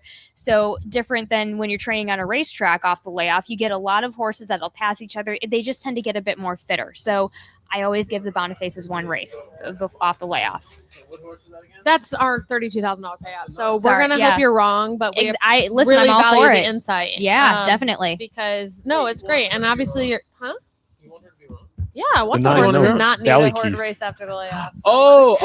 Sorry. You meant like give the I'm not betting the horse first. I give the horse a race. Yeah. I thought you meant like I would take a stab like at least. I mean, why not? It's Yeah. Kevin Boniface on the turf, Maryland. I mean, like you're go bring out your guns. I mean, but when it roll. Yeah. It's a popular bet. I'm gonna put these selections on the screen here of like handicapper selections. It's up there We've got pretty much everybody is in their top 4. I forget even like how we even got to these horses because like this was the one race that we sort of fast handicapped. So we're going to be completely honest. We did not plan to broadcast this race, so we did not study this race. It's fine. That's why we're done by now. So that's why you have me on the show. Yeah, Yes. but then the pick 5, which thank God the pick 5 didn't start with the stakes because pretty. oh God, take a screenshot of that. That's good stuff. Yeah, take a screenshot. You guys all want this? I The- saw the this Lopez? thing on Instagram about like stop taking screenshots. They're worthless. Yeah. It's true. I have like hundreds of screenshots of random shit I never go into. Look at again. Same. I got to This run one- through it. This one is good. This one is good. You want to see this? Yeah. What is? Come on. Let's see it. It's just the. Oh, that's so pretty. I love that. Yeah. That's Wait, so did you good. say there's a 4 out of 5? The 8's 4 out of 5, and we beat 4 times, whatever that is. So the 8 is 258. So it'd be $1,000. Yeah. So we- 1,032. We have 5 horses covered. If you do want to think about the hedge on the other 4, but I don't think we should. You know, I'm gonna Famous go last words, Dan. Faith and Dan on this one. I'm trying to figure out. I don't know how much was in the pool realistically. Do we know how much was in the pool? I can't. I was here. Oh, wait, I here missed it says it here. So it's should 111. 111,000. Okay, and So what's the there's- takeout? 15%? So there's 12. there's 12%. 3 live tickets. Low to the 12% takeout for that late pick 5. And 12% takeout. Yeah, so there are only 3 tickets. We're one of 3 We're one tickets of on 3 the guys. night. Let's go. Let's do it. Let's go. Let's go. We got it. We got it. We got it. He said. We He's got like, it. Oh Yeah. yeah, we got this. Yeah. Okay, drop in the comments. Let us know who you're betting on this last race. wow, the 4's 4 to 5. Jeez. Let's talk about the 4. So the 4 is chit chat, chit chat. This like that was another pick in here. It looks like let's see, had a long layoff, almost a year until February, then came back and ran a turf sprint at Gulfstream and won, coming from off the pace. It closed and won on that field, and then came back after that again in March. So just over a month ago at Gulfstream on the synthetic, and did not do well. But the running line on it is shut off at the start. So I haven't watched that replay, but it sounds like it could be a race that you could discount. The Chipita, sorry. Yeah. So I'm listening to 2 voices at once. Yeah, you can discount that. I hold so much weight to that maiden special weight during the Gulfstream Park Championship meet. Yeah. When it comes what's even better is that this one came from off the pace. So that applies to very well to the second wire finish that we have for these turf sprints here at Laurel Park. George Ruiz, he already won. He's been winning, and he does that when he comes here in Maryland. He knows this turf course very well. I mean, to be honest, very rightly even money favorite. I mean, that's fair. And you know, back to the turf where the win was. So probably a preferred Ooh, also distance there. Gulfstream Park, his Gulfstream Park 2 Laurel runners prior to today, 4 for 6 at 66%. They're in the winner's circle. Wow. Yeah. Okay. I wouldn't hate it. I wouldn't hate it at all. I like that. Yeah, I like Yeah. that. Yeah, that's what drew me to chit chat is the return to the turf. I think Yeah. that'll help a lot here, and that's why everyone else does too. And now he's even money because of that. I think you're probably right. Okay, who else do we got? I mean, we could just walk through the field. We've got the time to do it. Yeah. So, Serene Spirit. This horse not done great the last few starts, but they've been on dirt and synthetic. Before that, I mean, honestly, I don't think this horse is a factor when you just look at even the beaten lengths. It's never. Well, let's see, won a maiden special weight back in August of 2024.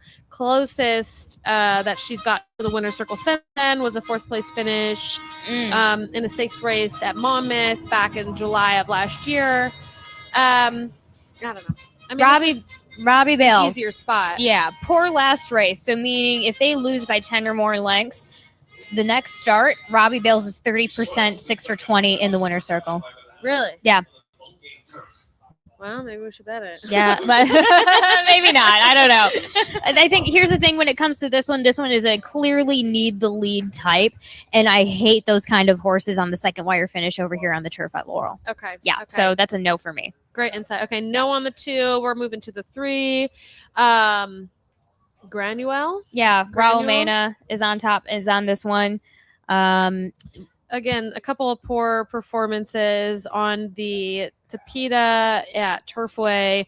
Before that, has run at Laurel on the turf at Laurel 13 times, never won. Yeah, and I mean that kind of tells you exactly how this is. I think the form is going to very much reflect it because it's back with the same connections. It's back with the same trainer. Yeah, we're going to be seeing a similar situation here today. Again, second wire finish on these turf sprints at Laurel. That's what gets you. A lot of these horses, especially horses that are not kind of need to be up there, they get overtaken in the last few jumps, and that's how we get kind of these bomb prices here. Yeah. Yeah.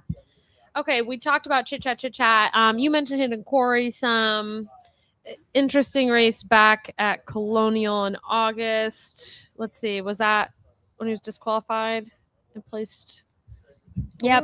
Fourth. But that day kind of almost wired the field, ended up getting past at the end. And that was going 2 turns though. So in essence, when you're talking about a 2-turn horse, again, I'm going to sound like a broken wire for the second wire finish. That's where you get a little bit of the nice sauce. And you go back to that Presque Isle when this horse won, that was off of the pace. So it all depends if they take this same type of trip. I have a feeling Ethan West might tell Jaime Torres to just kind of take a back seat for half a sec.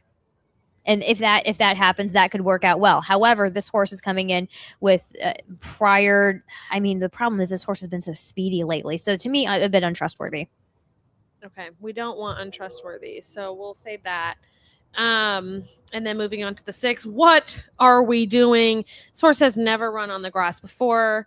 All dirt starts, did win last out by 5 3/4 lengths. Going shorter, 4.5 furlongs. And then before that, second by a head back in August of 2025. Guys, keep in mind 4 furlongs too. Exactly, but keep in mind that this is a Brittany Russell 8-1 on the turf. She also won on the turf at 7-1 just on Friday.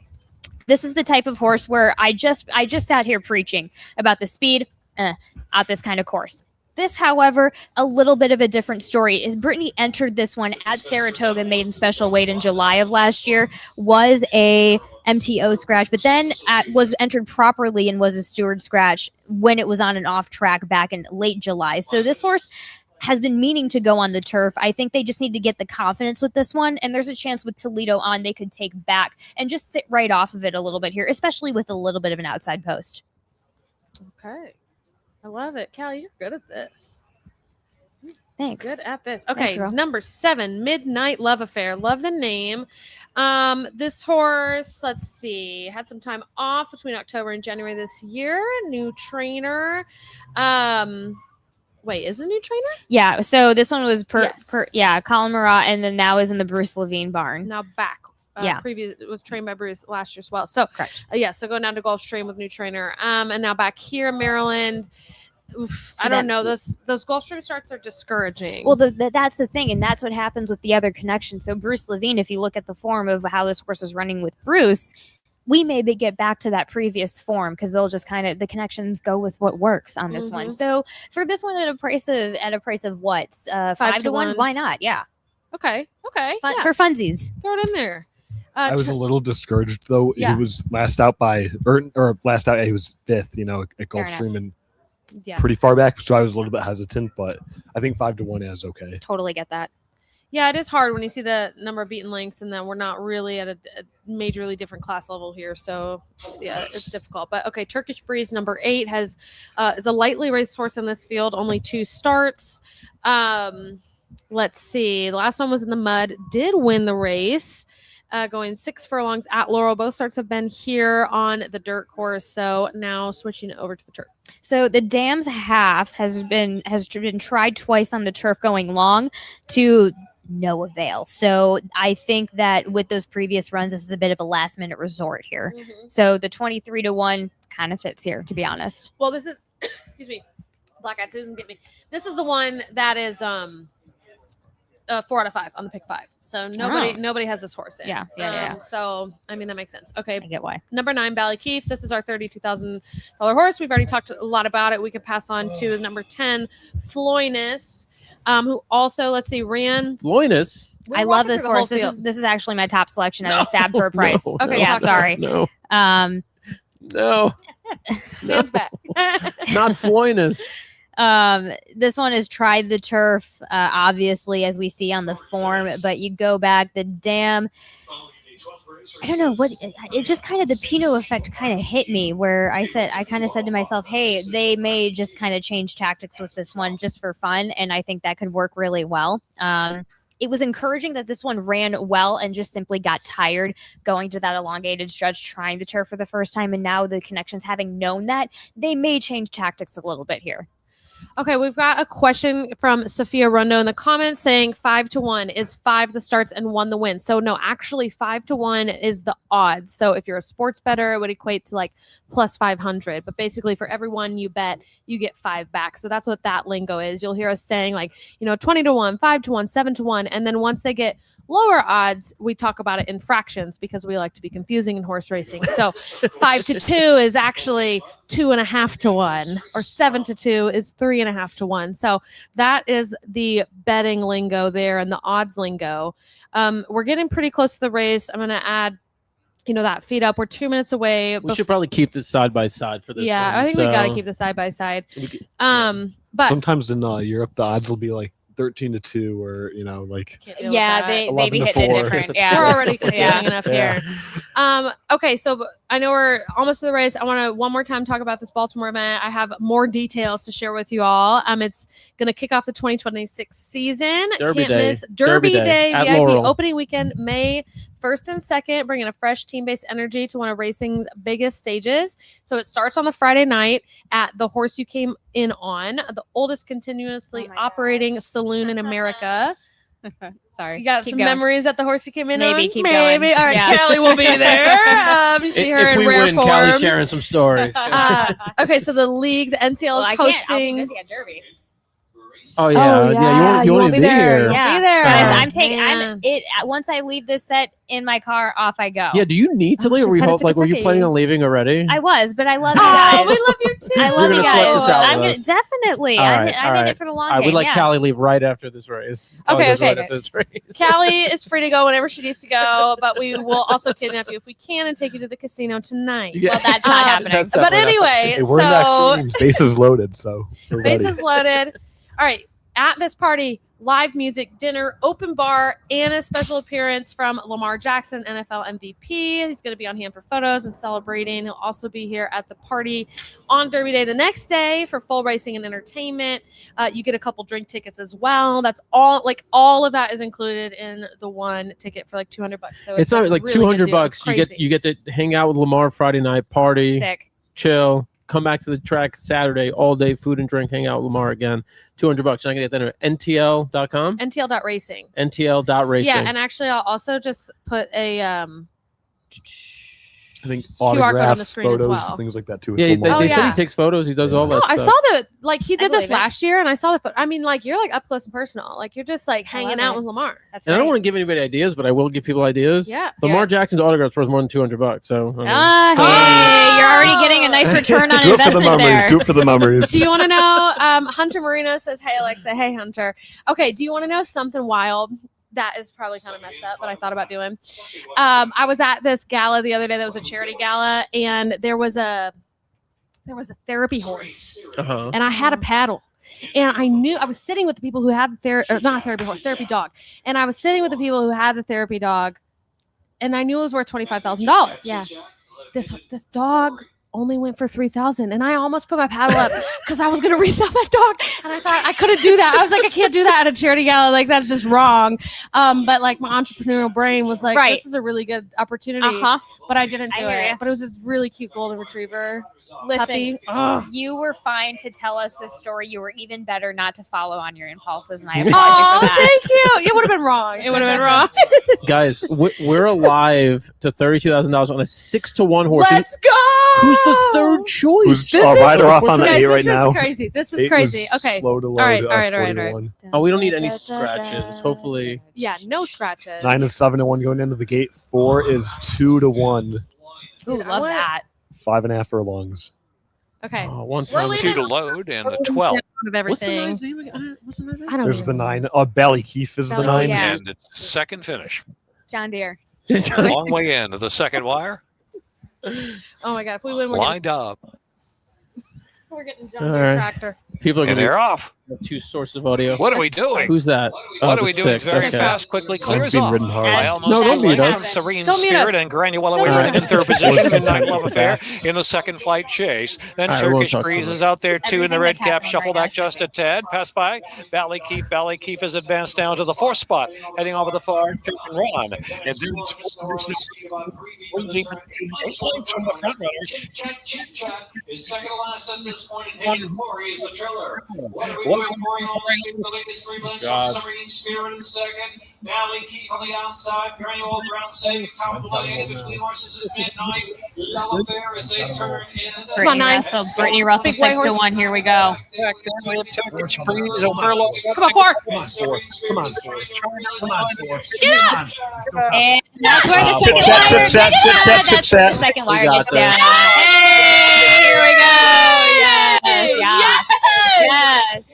Give them something to talk about. Yes. It's a triple. And that's how you do it, my friends. All right. 4,000. Wait, what was that payout? We just made Sorry. 4,000. Wait. Thanks, you're good at math. I'm not. Oh, wrong page. Sorry. Where are we?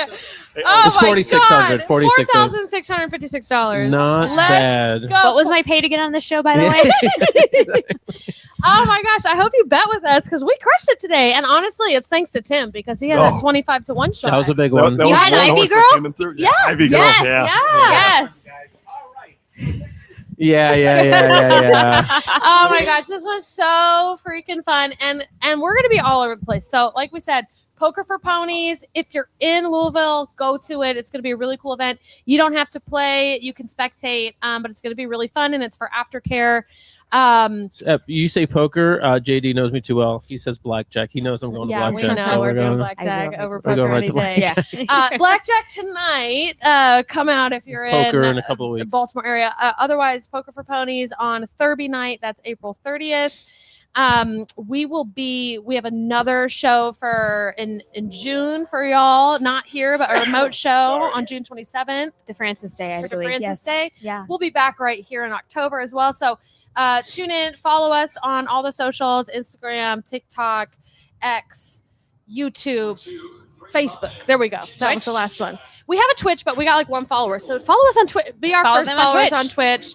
And that's that. Any final words for this Preakness Preview Day? What a great day of racing. It's Triple Crown season. A lot of excitement in the air. And yeah, it is here. The 3-year-olds are raring to go. Listen, with the first year that we have lost King Leatherberry, this was quite the day that just epitomized what Maryland racing is. And thank you to all who have played. The handle was awesome all day long, and I hope that you got to see a glimpse of what Maryland racing is pretty much all year round, especially with these turf races. And please keep playing because we're going to provide you with these prices. These races are great to handicap through. And again, Laurel Park, we have a lot of free information for you guys at the touch of a click on your phone or on your computer in that free handicapping guide. All right. That's also a good little plug there. Alexa, since we know this is going to disappear, trying to determine how many people I'm actually also watched trying to it. do that too. But I think we're good. I think we're good, guys. Yeah. Thanks so much for joining. Wait, how about this guy? And Greg. The one Big shout out to Greg. Yeah. Greg makes Greg. everything happen. behind the Greg's scenes. incredible, and usually we have a couple videographers to pull this off, and he Yeah. handled it solo and did absolutely amazing. So, And there were, Killed it. look, and JD, we miss you. We're going to see you soon. We're going to see you soon at Poker for Ponies, God willing. And also Alex, who's been running around everywhere getting video this past weekend. For real. This past week. And even, I mean, he literally has been everywhere. And he had a fun episode at Keeneland the other day, which we that's something we'll save. We'll Tune into we'll- Instagram. We'll save for another time. But no, seriously, thank you, Greg. Literally drove up from Kentucky with all the gear, set the show up by himself. JD with the tutorial videos coming in clutch. So anyhow, love our team. Tim, it's a pleasure to have you with us for the first time here too. And look at this. I mean, you brought the luck. Thank you guys. No, it was a fantastic day. You guys are the best, and it's all about the fans and the horses, and that's what we love what we do. So yeah, thank you guys so much for having me. Amazing. All right, All right. Callie, thank you. Alexa, thank you. Thank you guys. Thank you all. Cheers, everybody. Till next Thank you to the time. viewers. It's America's original sport. And no one covers it better than americasbestracing.net. From the sport to the lifestyle, the best races, horses, and destination venues, cocktails, gambling, fashion, and more. americasbestracing.net is a sport for you.